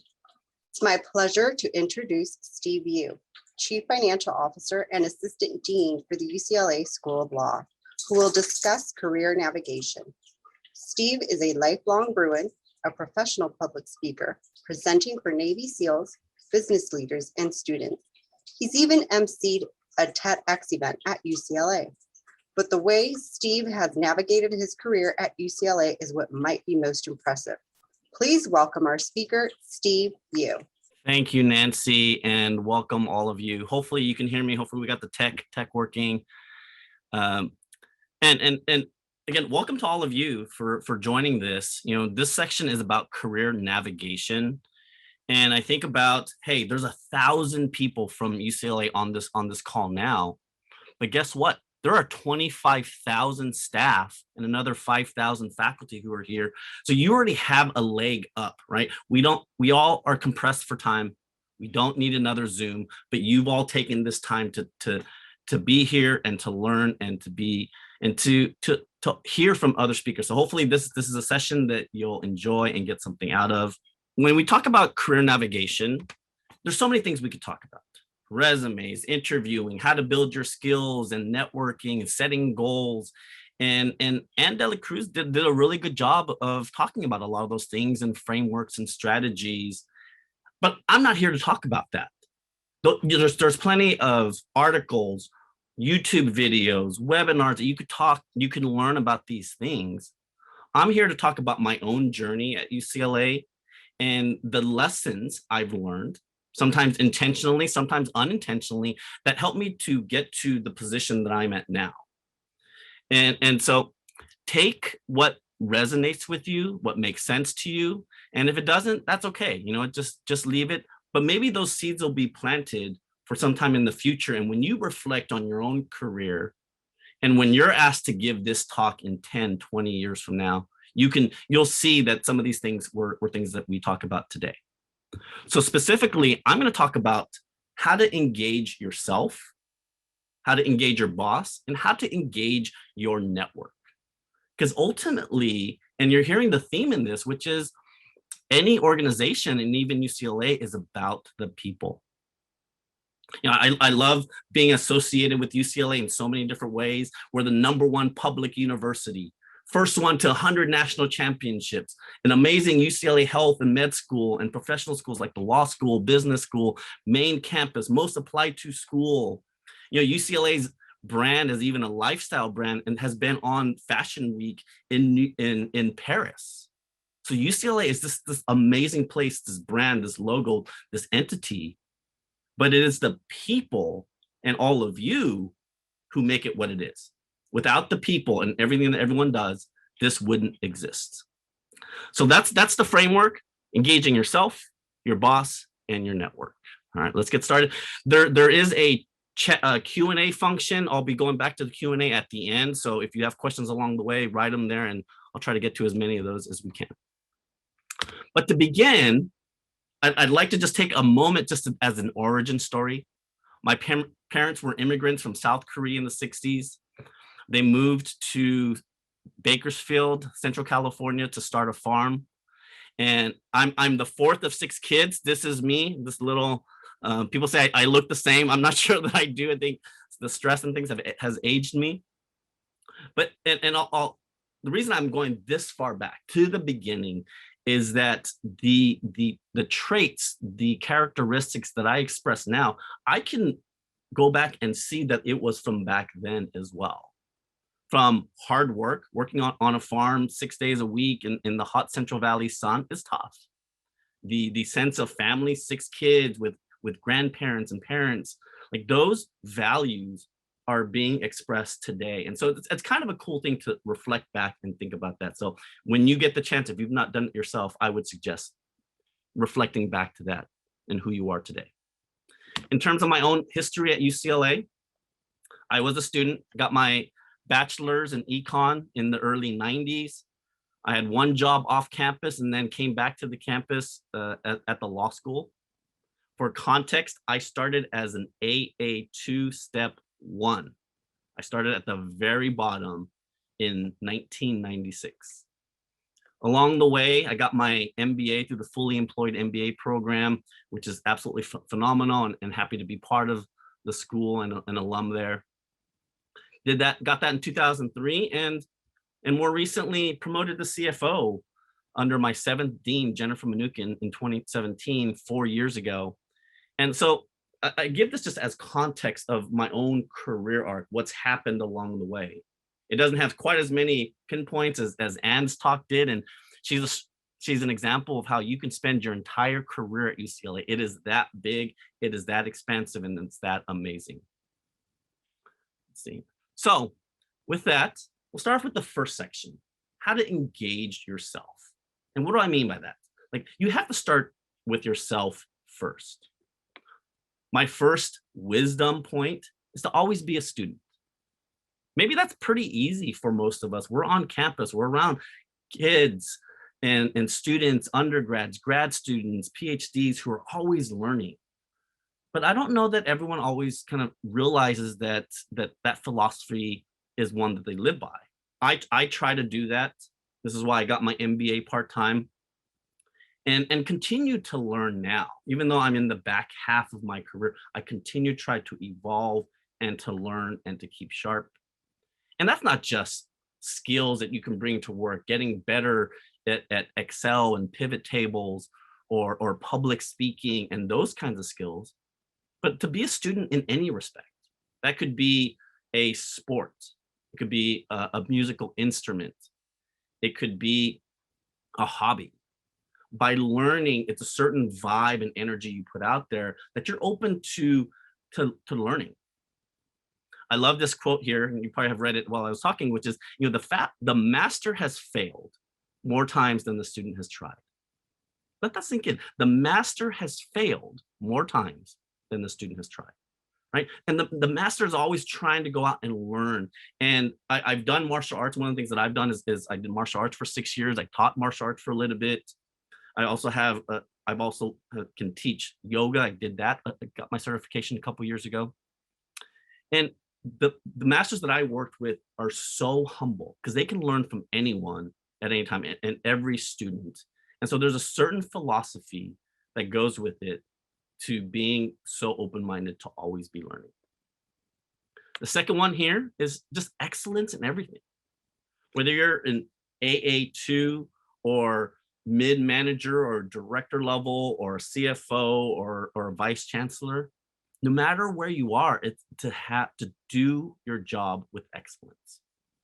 Because that's part of who you are, that's part of your brand, that's part of your values, to do your best no matter where you are. Whether you think you're low on the totem pole or not, everyone has a place in this university and has a role.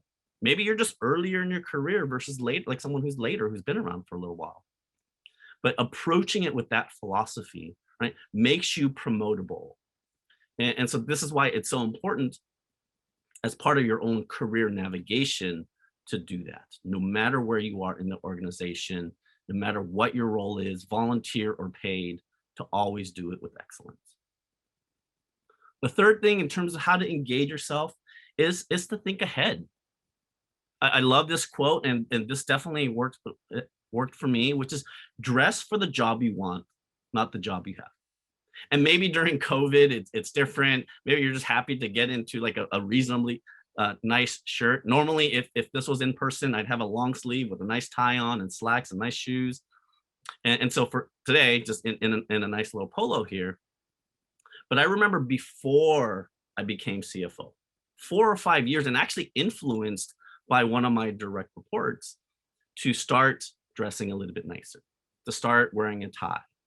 And that changed how I carried myself, changed how I engaged with other people. And I found that it changed how people engaged with me. And so dressing for the job you want, not the job you have, really makes a difference and is part of thinking ahead. Now, when we talk about how to engage your boss, I know when I was writing creating this slide deck, I'm thinking some people were like, oh man, what the heck is he going to say about this? And there's a whole philosophy. A lot of these things I figured out along the way. Before I became CFO, for the first 20 years at the law school, and I started at the law school and still have been in the same office, I worked for the same gentleman, John Power, and a lot of these things, lessons I learned from him, and now I try to pay forward as well. First is to make your boss's job easier. I know some of you are thinking, Steve, hold on. I got too much to do anyways. I don't get paid what he or she gets paid. Why should I do that? And my answer to that is that by making your boss's job easier, you build a relationship, you build rapport, you build trust, you understand what they do, how they do it. And so when it comes time to promotion, when it comes time to learning new things, this is the easiest and fastest way to do it. So I don't typically worry about what's in my job description, and because this is what's important to me. Now, I'll say you should be fairly compensated and classified and whatnot. So don't hear me and say that that's not important. But in terms of perspective and contributions to your unit and to the organization, that this is how my own philosophy that's worked for me. Be proactive. If you talk to my staff, and I know a few of them are on here today from the law school finance and HR offices, I use this a lot, be proactive. And what does that mean? And this quote by Wayne Gretzky, I think is really representative of that. And Wayne Gretzky, arguably the best hockey player that ever lived. He wasn't the fastest, he wasn't the strongest, but he always said that he would skate to where the puck is going, not where it was or where it is now. And so it's something to think about, thinking ahead. What's happening? How can you predict what's going to happen in a day, in next week, in a month from now, or even 6 months from now, right? And it's hard to do. It's a certain muscle you need to develop, right? We all have so much to do, and we're just trying to put out the fires from each day. But take 1% of your time, take 5 minutes, take 30 minutes to think about what's coming up next. Look at your calendar, right? And so by being proactive, maybe you can save yourself some time later. Maybe you can put out some fires before they become fires. And you also learn then to flag these things for your bosses or deal with these issues before they become issues. So be proactive. And then the last thing here is to find a boss that is a mentor, coach, or advocate. There's a saying that people don't leave jobs, they leave bosses. In fact, the quote is actually, people don't leave bad jobs, they leave bad bosses. I don't think it's quite, I tweaked it to do this one. But by having someone who is looking out for your best interest, a boss who's looking out for your best interest, that helps that's someone pulling you along, pulling you on your career. And again, I went from AA2 step 1 to where I am now because I had that person who advocated for me, who coached me through that time. Granted, it took me 2 decades to do it, but he was always there for me, and someone I consider a very dear friend as well. And the fact that at the law school here, Denise Velasquez has worked as the head of HR for the better part of 15 years, and we've still worked together. And Jason Trevino, the controller over the finance office, he's been around, we've worked together for 11 years. So I like to think that they're sticking around because we have good relationships, and I'm a good boss, but it just might be that they're afraid of change or something like that. But hopefully I like to think that it's because I'm a good boss. The last section, as we talked about how to engage yourself, how to engage your boss, now how to engage your network. And I know I'm going through this very quickly. It's a lot of information. The slides, I believe, are going to be available too. But hopefully this information is just kind of sink in as like, oh yeah, that one really, that's the one thing I want to really focus on. That's the one thing I want to remember from Steve's talk here. I know you're being peppered with a ton of information, lots of wisdom points, and some easier to do than others. In terms of engaging your network, this might be the most important part of my talk as I put this together, that the relationships are key. And we talk about how great UCLA is, but it's the people. And so the people you interact with, whether it's in central units or in your department or within, within your school, those relationships are important. How many of us have bad relationships with those people, and how much does it impact you in your own personal life? So, but having those relationships are keys to getting things done. It's keys to having a good reputation, which I'm going to talk about next. And part of that relationship piece is I like to engage people as a person first and then an employee second. Like, I don't always agree with campus systems, policies, bureaucracy. I have to negotiate things. And a lot of times, things don't go my way. But I can appreciate that sometimes, people in the central units are just doing their jobs, or they're stuck in different situations as well. So knowing that that's the case, knowing that people are also working from home, having their own struggles, knowing that they have, whether it's health challenges or family issues, right? We are people first. And I think a lot of things could be different if we engage each other in this way. So this is my management philosophy, both with engaging my staff, engaging with leadership, engaging with the rest of campus, and just really with people in life. So maybe it's a life philosophy. I should have changed that to that. The second thing in terms of engaging your network, we talked about this, like your personal brand matters. So maybe you win in a negotiation with the central unit. Maybe you were the tough person and you got your way, but you created some damage. Maybe that, and so did you really win then? And so in terms of your own career navigation through UCLA, if you stay here, are you going to be known as the get it done at all costs kind of guy? Maybe that works for you. Or maybe you're known as like, man, there's carnage left in after that engagement. Maybe not. Then maybe you're not the team player. So this is where you have that personal brand. I like to think that I have very good relationships all across campus, because I care about people, and I care about things and being able to do my job as well. So trying to balance all those things. There's this quote by John Wooden: "Be more concerned with your character than your reputation, because your character is what you really are, while your reputation is merely what others think you are." And that might be conflicting with the headline title of Your Personal Brand Matters, but it isn't, in the sense that your character and your reputation should be consistent, right? Your values should be represented in the way you do your job. This harkens back to this immigrant kid working on the farm, of hard work, like I said, out in the sun 6 days a week. And if I didn't work hard, and if the family didn't work hard, we didn't eat. We didn't sell our farm produce. And that work ethic, that caring, that sense of family with the people you work with, has translated into my own leadership and management philosophy now, and caring about the organization and caring about the long-term effects and impacts of that. The last thing here is to get involved. This is my big pitch for AMG.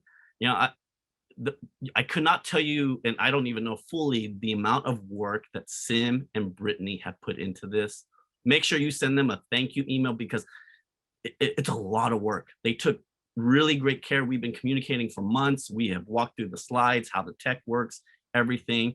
And are they being paid for this? No, but they care, right? But by getting involved, they're learning leadership, definitely time management, I can tell you that. But they've made relationships. They were on the same Zoom as the chancellor. Like, that's pretty cool. And they've gotten to meet people all across campus. And so now when we are back in person, and if we're at a CAO, CFO presentation, I'll probably see them and know. Or if they have a question, yeah, I'll be happy to take that call or an email without hesitation, because now we have that relationship. Again, we're all too busy, but finding that time, doing the calculation of what's the return on investment. And if you only did your job, that's fantastic. but there's more to life than just the job. And doing these things don't necessarily take away from the job. You learn along the way. You build skills, you build relationships, you gain experience. This is maybe with for those who don't have a manager or supervisor in your title, this is a way to get that experience. Again, makes you promotable in your own career navigation. There's staff assembly. I'm extremely active in the alumni association. There's amazing things going on the campus, like community programs office, where they have a food closet and they do a lot of things for people who are in need. So it's different for each person. Maybe it's just to help out, and so, but get involved and volunteer time, mentor students. I'm part of the Reardon program at the business school that mentors high school and college kids and recent grads in terms of what's their next step. And honestly, one of the most fruitful and valuable things that I do, because when you mentor someone, you impart all this wisdom and knowledge, and sometimes you're like, oh shoot, I should probably do that myself, right? So I know I catch myself like, I don't want to be just holier than thou and just and say these things, but I have to live up to it as well. And also, you build relationships with these people. They're the next startup founder, next politician, the next lawyer, doctor. And so to know that you have left this legacy and this impact with them makes a huge difference. I'll start to wrap it up. Again, I talked about how to engage yourself. It starts there first. You have to take care of yourself. I've had conversations today about self-care, and you can't delegate that. You've got to take care of yourself. Then how to engage your boss, that relationship matters. And then how do you engage your network? Just the people around you, whatever that means, and building that, taking care of it, and fostering good relationships across your unit, the campus, as part of your own career path. I'll summarize by saying that every organization in the world is made up of people, but it is the success of how those people work together, and specifically for UCLA itself, the continued success that we have experienced is the way you engage with yourself, your boss, and your network. So hopefully that's helpful. I think I've left some amount of time for Q&A as well. And again, I know it's a ton of information. Hopefully some of it resonated with you. I'm going to stop the share and try to do the Q&A here. Can I do this? Let's see.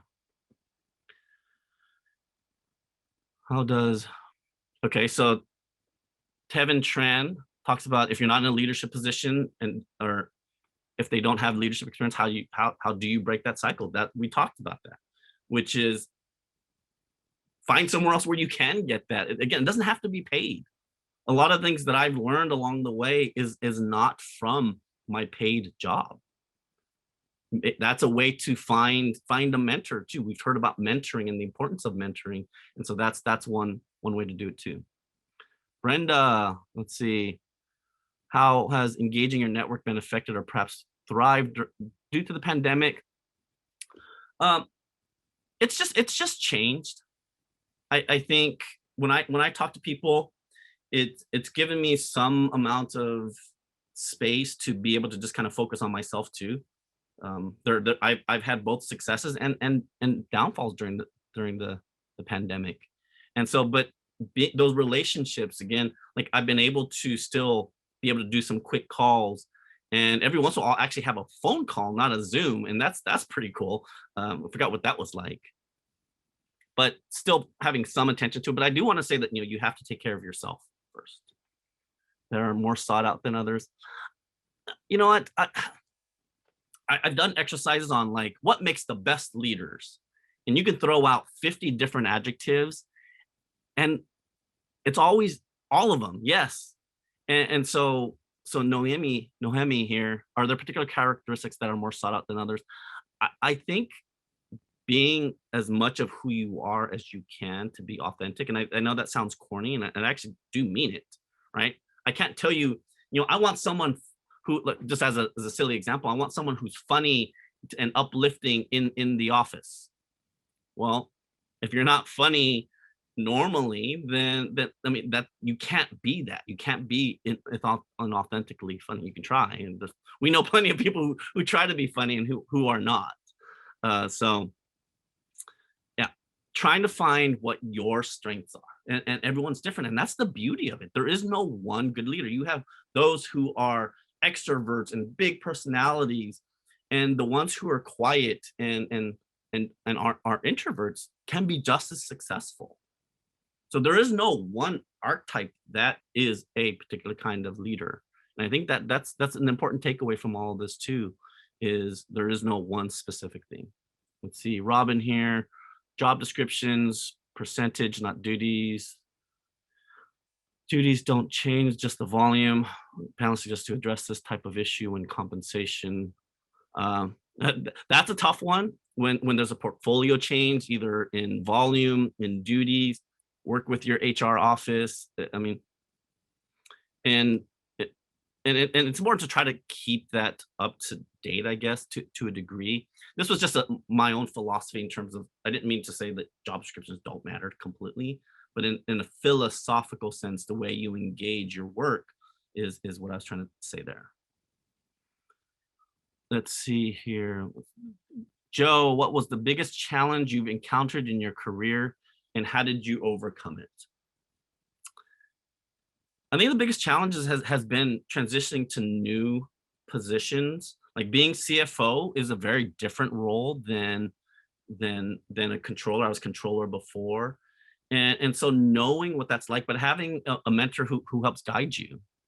And also taking extra classes, getting my MBA was not easy, but it was very worthwhile. At least, in the end, it was 33 months part-time, working full-time, but talking to people. If you want to know what it's like, don't just jump in, but talk to people. Ask them why they did it. The why is important. Why did, and not just was it good, was it bad, was it worth it, was it not? Right? That's a personal statement from different people. Ask why that is, and then you evaluate why that's important. Like I gave you now just a list of 9 different things. I don't want to just tell you go do this because this is important, but I'm trying to tell you why it's important. And maybe, like I said, maybe it resonates with you, maybe it doesn't, and that's okay, right? I'm sure there's hundreds of more things that each one of the people here, and people, I think I saw on the original poll, there's something like 55-60% who are 0 to 10 years of experience at UCLA. Each of you have wisdom points here. Each of you have reasons that has made you successful in some way in your job. Let's see. Speak towards leadership styles, and what styles do you adopt? Again, this is, I think, part of being authentic to what kind of leader you are. I like to think that I create a family environment here, and that's what's been important. And those kinds, because this is my family in many ways. I care about the people. I care about what happens at home. When we get together on our Zooms, or like when we would come back into the office on Monday, like I want to know not where the report is, but how was your weekend? How did it go? What are you doing with your wife to celebrate for your anniversary? Those are the conversations I like to have. And that's my leadership style, which is much more personal in nature. Not everyone's like that too, and that's okay. Some people don't want to share who work for a leader like that, and there's leaders who don't want to know, and it's different. But if it doesn't work for you, then maybe you need to find a different role and find where you feel at home, where you feel nurtured in that space. I'm not saying that that's the right way to lead. I'm saying that's the way I lead, and that's how my staff and I engage on that. Recommendations about how to get unstuck in a climate with a strong lean in for you to grow skills and incentive, which often translates to getting more project versus formal promotion. Getting unstuck. I mean, the best way to kind of, at least when I hear unstuck, is to help other people and kind of get out of your own head and help other people, even if it means other people being promoted before you. Again, this is not to be a victim or to be a martyr or anything like that. But I mean, I'm proud to say that the CFO at TFT and at nursing both worked for me, and they got to the CFO title before I did. And that's fine, because I get to, like, now I get to engage with them and be part of a community at UCLA. Slightly personal question, how expensive is it these days to get an MBA from Anderson? It's pretty expensive. I would talk to the Dylan Stafford at the FEMBA folks at Anderson here. Let's see. Are there organizations within UCLA or administrators seeking to grow professionally? Staff assembly is a great one. Lucy saying, like, she's a dear friend of mine. I've known her for years. She was the past president, and seeing the amount of stuff that she does, and then I get involved in some of the other side things that she does. She helps athletes as well. And so there's these kind of synergies that happen, and like one thing leads to another thing, leads to another thing. You get involved there, and they're like, hey, will you speak here? And look, I'm extremely busy. We're in year end as well. But when I got the email from Sim and Brittany, I said, yes, absolutely. No hesitation. Like, it took time to develop the slide deck and what I want to talk about and go through the practice, but it's worth it. And if you can help someone, and more than just one person, but a lot of people, like, that's, again, legacy. That's the energy you put out into the world, and people will help you along the way. Because if it's always about, like, what am I going to get out of it, right? Then that's a certain type of engagement and energy you're putting out there. My philosophy is very different, which is when I network is like, how can I help you? Not like, how can you get me a job? How can you get me my foot in the door? It's how can I help you? And again, it's just, again, my philosophy as well. How you made your boss's job easier? Figuring out, like, what's he stuck on? What report, what project? We all have something that we just put on the back burner because, damn it, we just don't want to do it for whatever reason. We're procrastinating. And I'm like, hey, let me take that from you. You know, I'm busy too, but let me take that from you. Let me try it out. Let me help you. Hey, I know normally you would send this email. I drafted it for you. What do you think? Right? Helping out. I mean, don't step on people's toes and get engagement in that regard. But those are things, ways to help your boss. Let's see. What advice we give a new manager who transition to a non-nursing department? Training is important. There's lots that CHR provides, but there's a lot that doesn't get said, and sometimes you have to experience things.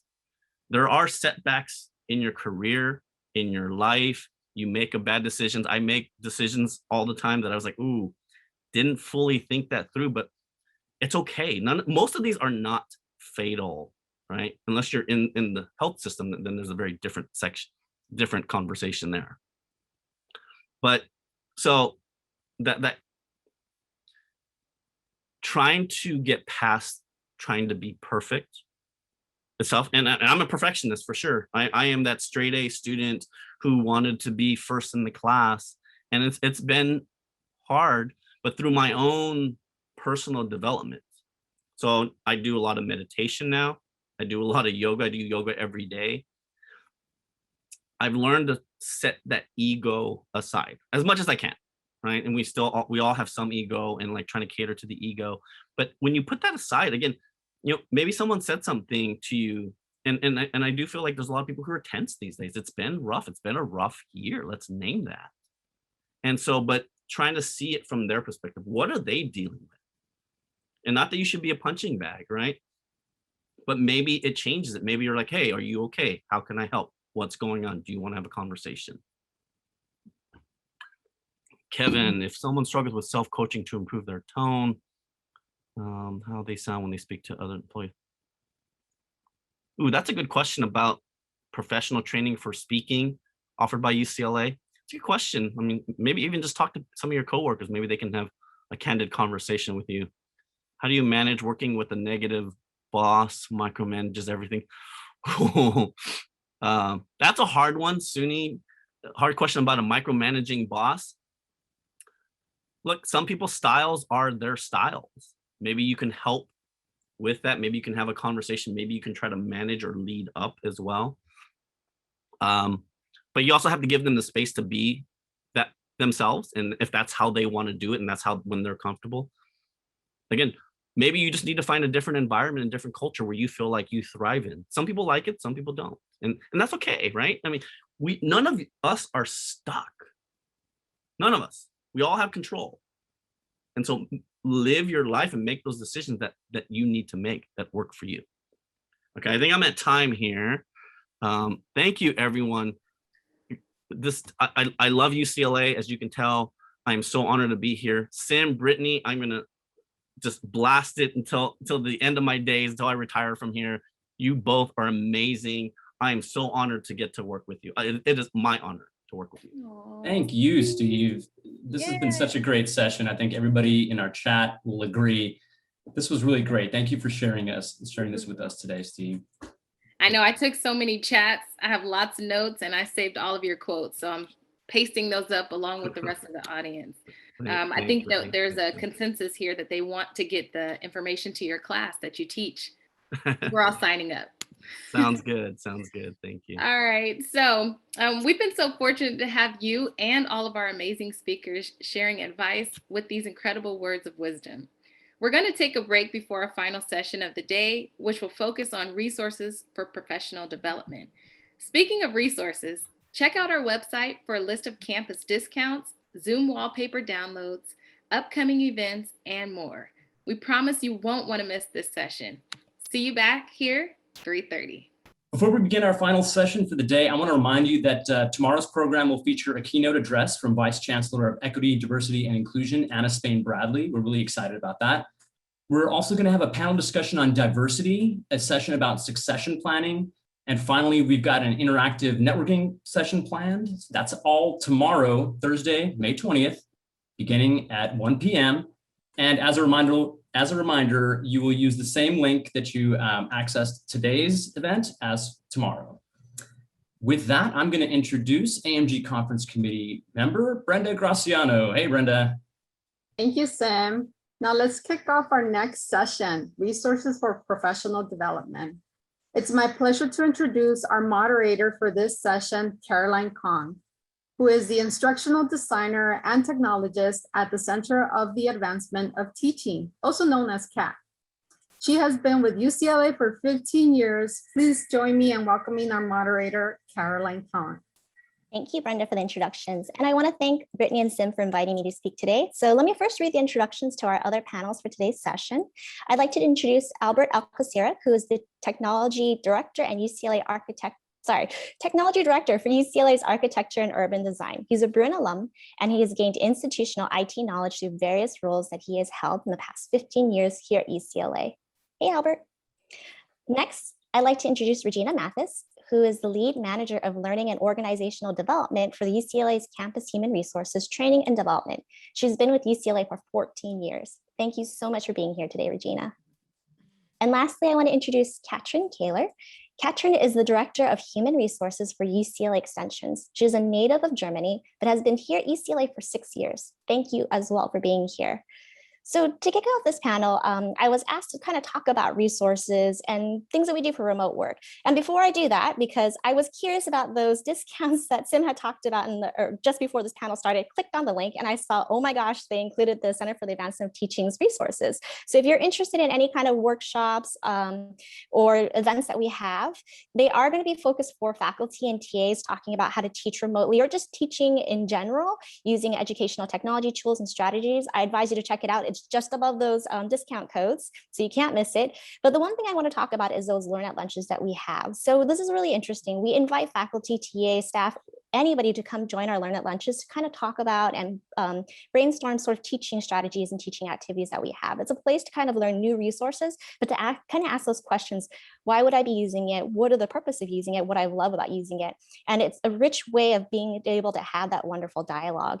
And I know I'm supposed to be talking about resources, but I actually want to talk about the importance of when you find those resources, what do you do with it? And one of those things is having that Learn at Lunch, having that opportunity, but also what I love to do is I love to learn outside, but finding time to be able to do that learning, to read that article that I put off all those months ago is really hard. So what I've been doing pre-COVID too was having what I call Educational Wednesdays, where I devote 1 hour a week to be able to try out those technologies, read something that I told myself I was going to read that article that came in the inbox or something that a colleague shared with me. This allows me to build in routine, but also sets up that mindset so that I can be able to facilitate or practice those things that I want to learn to do. And as I'm talking about resources, just finding a wealth of everything on the website. I noticed that below the links that we have for the Center for the Advancement of Teaching on the AMG website, there's also other educational technology links that I adore. So Edutopia, Pedago. So if you're interested in instructional design, about anything pedagogy or related to education, even with technology, I definitely encourage checking those out. But we also have a wealth of knowledge that we can tap into with UCLA Extensions, as well as campus human resources, which I'm going to be really excited to hear about. And I think the last thing to sum up these things is also making that making yourself available to want to do any kind of professional development. So with that, I actually know Brenda and a couple of other my panelists through the UCLA's professional development program. You'll hear us say PDP a lot, but this is just another way of learning, but also giving yourself that time for professional development. So 1 year that you kind of commit yourself and you'll do projects, but then you're also you're carving out that time for yourself, which I encourage highly, highly, highly. And with that said, I do want to kind of segue to our other panels to share information. So Albert and I were actually able to participate in PDP as well as Katrin, but I wanted to turn to Albert, and I want to hear a little bit more about your experience with PDP and any other resources that you might want to share. Yeah, thanks, Caroline. So my name's Albert Alcacera, and I'm at Architecture and Urban Design. And yeah, PDP was one of those resources. And one thing I remember, even after being an alum of UCLA, the campus still felt pretty large. And PDP really helped make the campus feel a lot smaller through its networking opportunities and campus-wide project that kind of allowed you to work with many other people across the different parts of the university. Being the youngest person in my cohort actually at the time too, and I was only a career staff for about 3 or 4 years, PDP was really like a catalyst to start searching for other campus resources and opportunities. It definitely gave me the confidence, I think, to network and reach out to others that had more established careers here at the university. And even with that, throughout PDP and throughout the years, I participated in other volunteer groups, such as Staff Assembly, which has been mentioned before, Brew Tech, that have networking and development opportunities. And like you said earlier, like opening yourself up to do these kinds of things outside of your normal role. Even within my own school, I started this position maybe about 4 or 5 years ago, going on 5 years. And within my own school, I work for the School of Arts and Architecture. There are a myriad of opportunities there and resources that I didn't know about. So it's one challenge I would give everyone is to find out about your own group, find out about your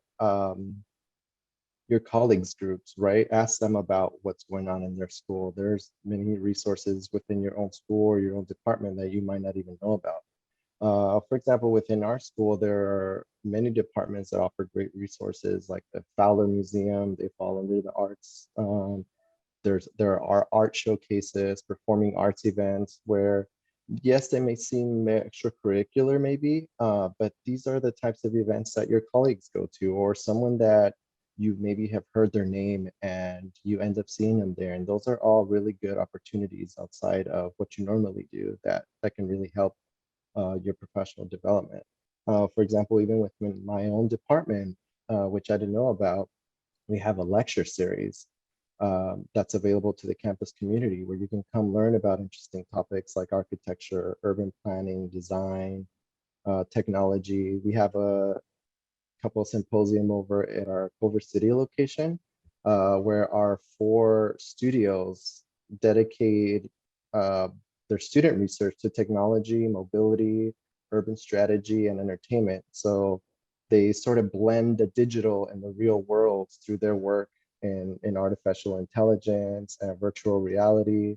And these are all the types of things that are open to campus staff and the whole campus community. And these are the types of things that I think are really important to sort of look into, take little chunks of the campus. If you heard about an event here in the arts, go check it out. If you heard about an event that's going on another part of campus. These are all things that are open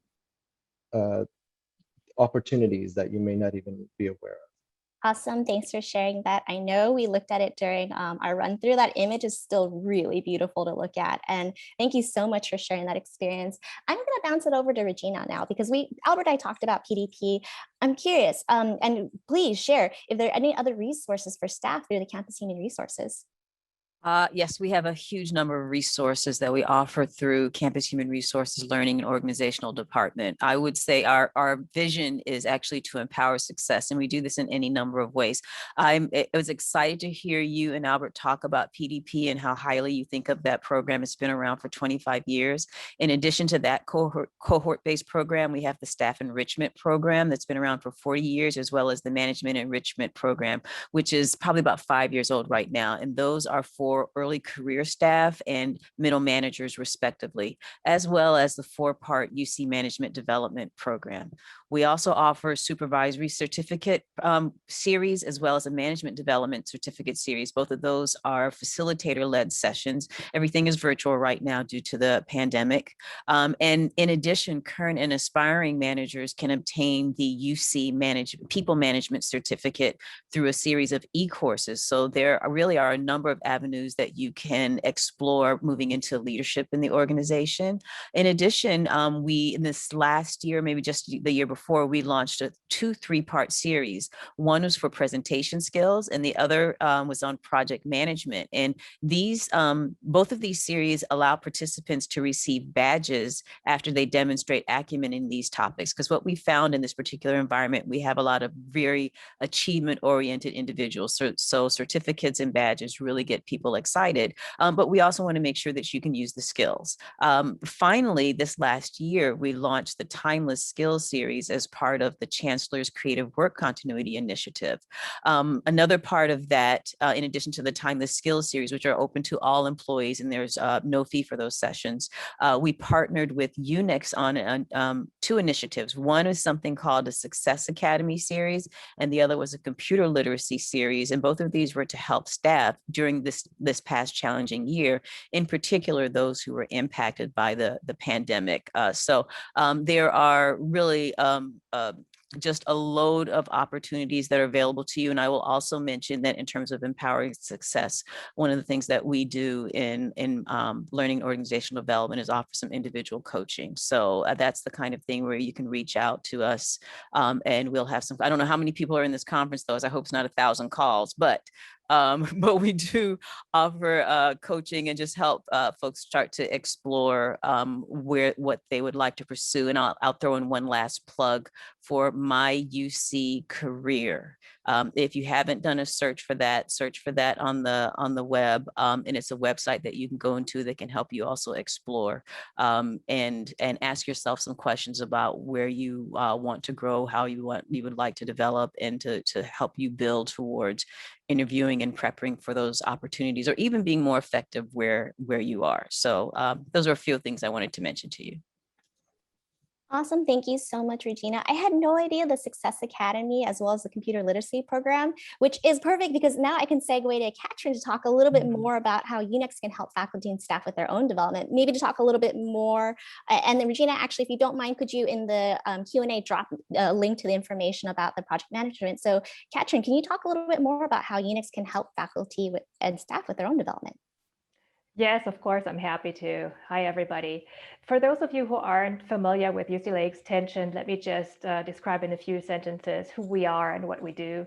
UCLA Extension is UCLA's division for continuing adult education.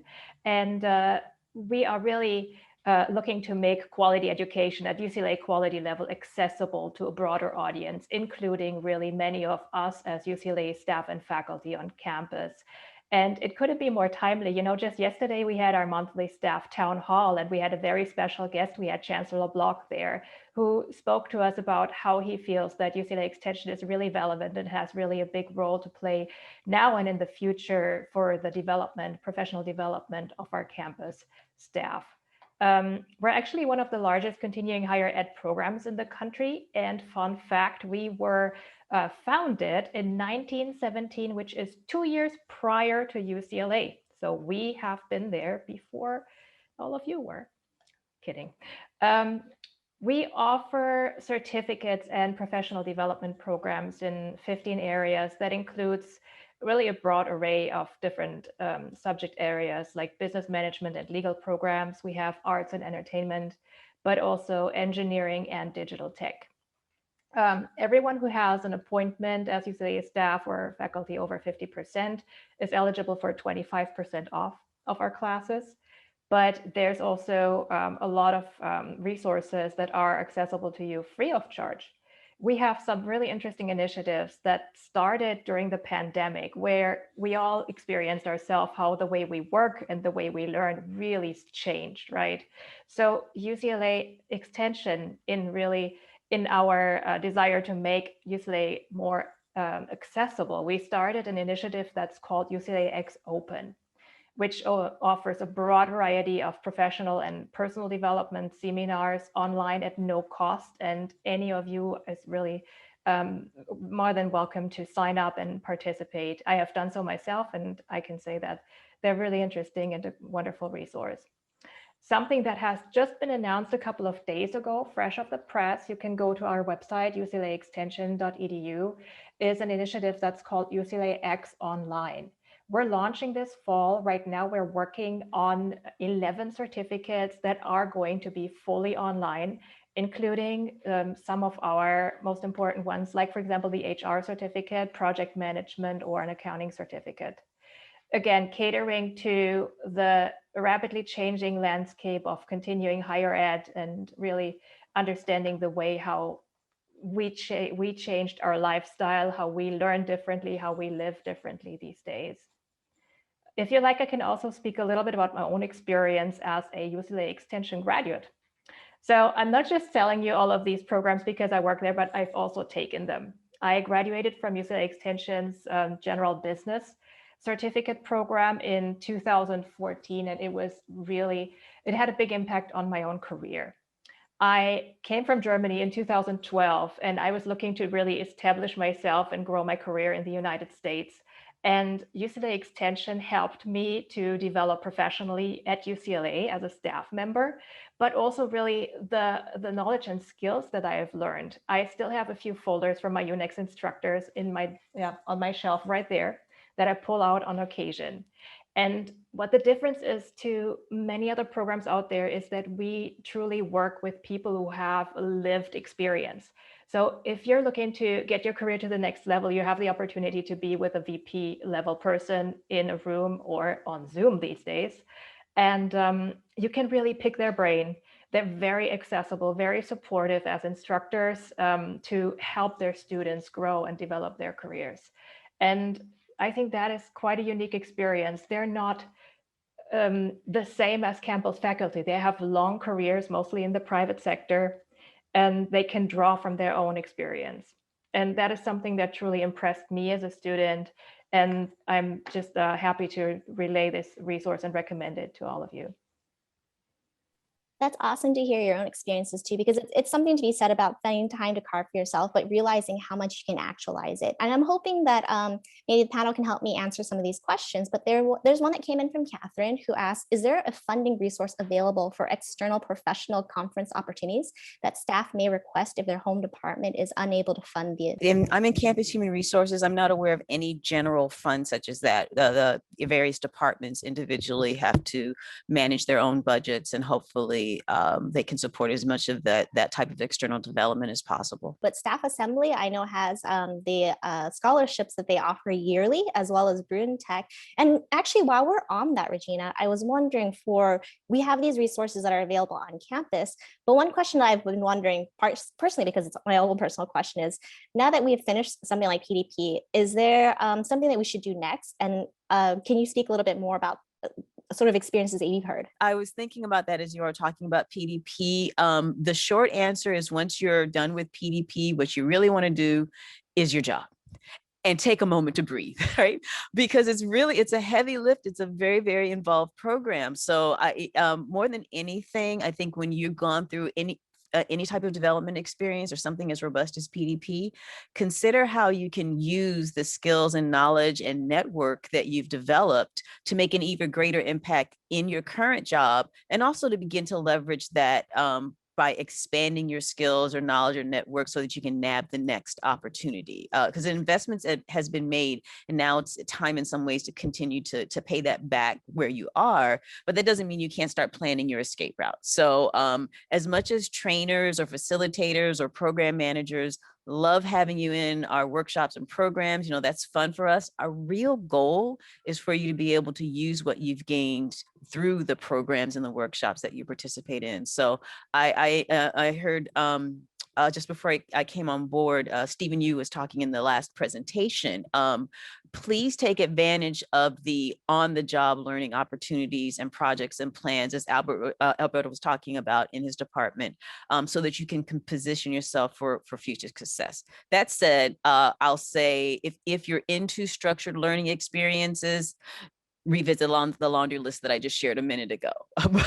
But in a nutshell, you got to start to use it. And the more you start to use it out there in the world, you become more honed. And it's also taking opportunities to solicit feedback as well, and get used to using that to help you become more and more effective while you're out there in the world. I'll add to that. For those that don't necessarily want the structured education, I guess, something that Caroline mentioned also, it's something like staff assembly, for example. If you have maybe already applied some of the things in your own job, or looking for something extra, or maybe even a career change, something like staff assembly with the various positions actually lets you kind of delve into those. Like I served as like a development VP at some year. I served as a communications VP another year. So it sort of lets you get a taste of maybe what you would be doing in a job like that, and maybe maybe hone in to, do you want to start maybe taking a communications series like certificate at Extension because you did this at staff assembly. So for those unstructured sort of opportunities, really think about joining a group outside of maybe your own job. Yeah, be careful, it gets into your blood. Oh yeah. You'll like it too much sometimes. Yeah. And that's the awesome part. And it lends its way to continuing education. And Katrin, I just want to make sure this question got answered in the Q&A. Christine had asked, were you referring to the UCLA X Open? She didn't hear it very well. So if you don't mind repeating it. Yes, and I have just put the link to our website in the chat box, so you can find information about UCLA X Open as well as UCLA X Online on our website. Awesome. And then for just going back to the whole continuing education, is there a certain series that you would recommend, I guess, as staff look into? Again, I can draw from my own experience. Something that I particularly enjoyed as a student at Extension was the General Business Certificate. As I described it when I chatted with Britanny and Sim in preparation of this meeting, I've called it Build Your Own Adventure. What I really liked is that I could customize a certificate. I was interested in taking a few of our really good quality HR classes from the HR certificate, but I also wanted to take classes that prepare me for leadership positions on campus. And so I created my own little hybrid.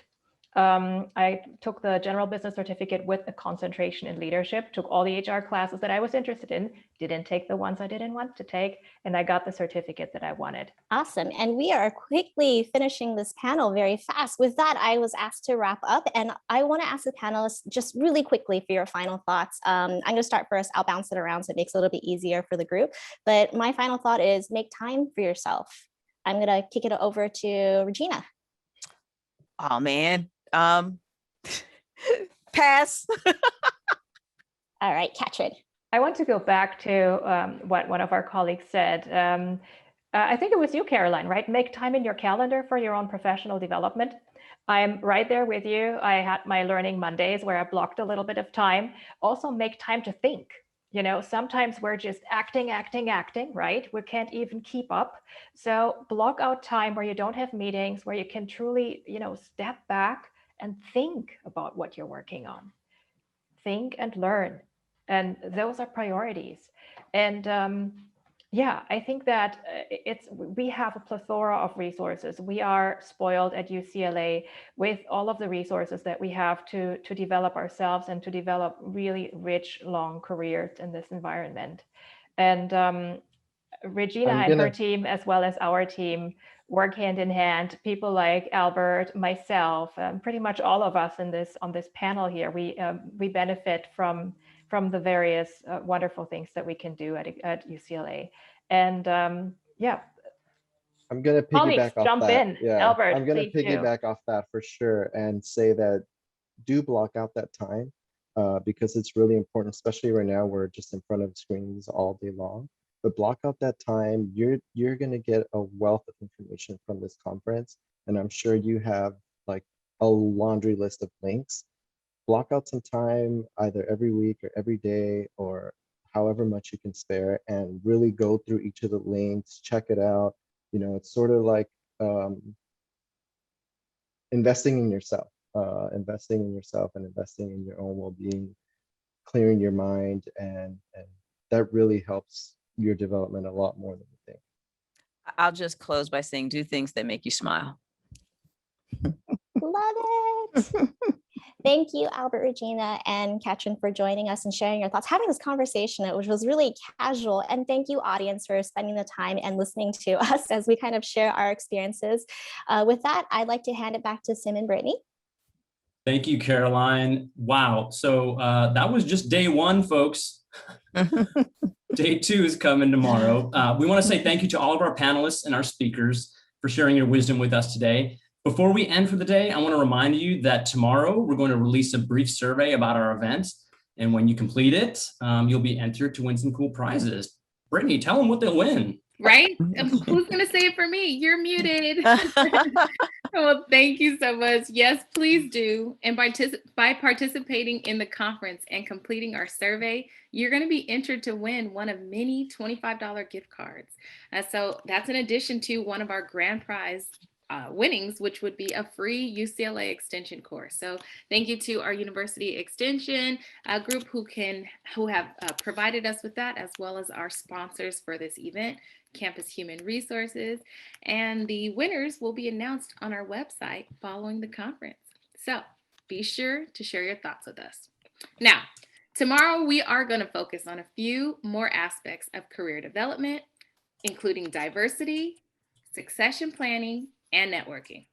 Brittany, what exactly is succession planning, by the way? Well, I'm glad you asked. I have no idea, but you'll have time to find out tomorrow, so you'll have to tune in. Okay, I think I'll make it. All right, well, we hope you enjoyed today's program. So many great comments in today's chat, and we look forward to the same amount of energy tomorrow at 1 p.m. So wish you all have a great afternoon. Thanks for coming, everybody. Thank you.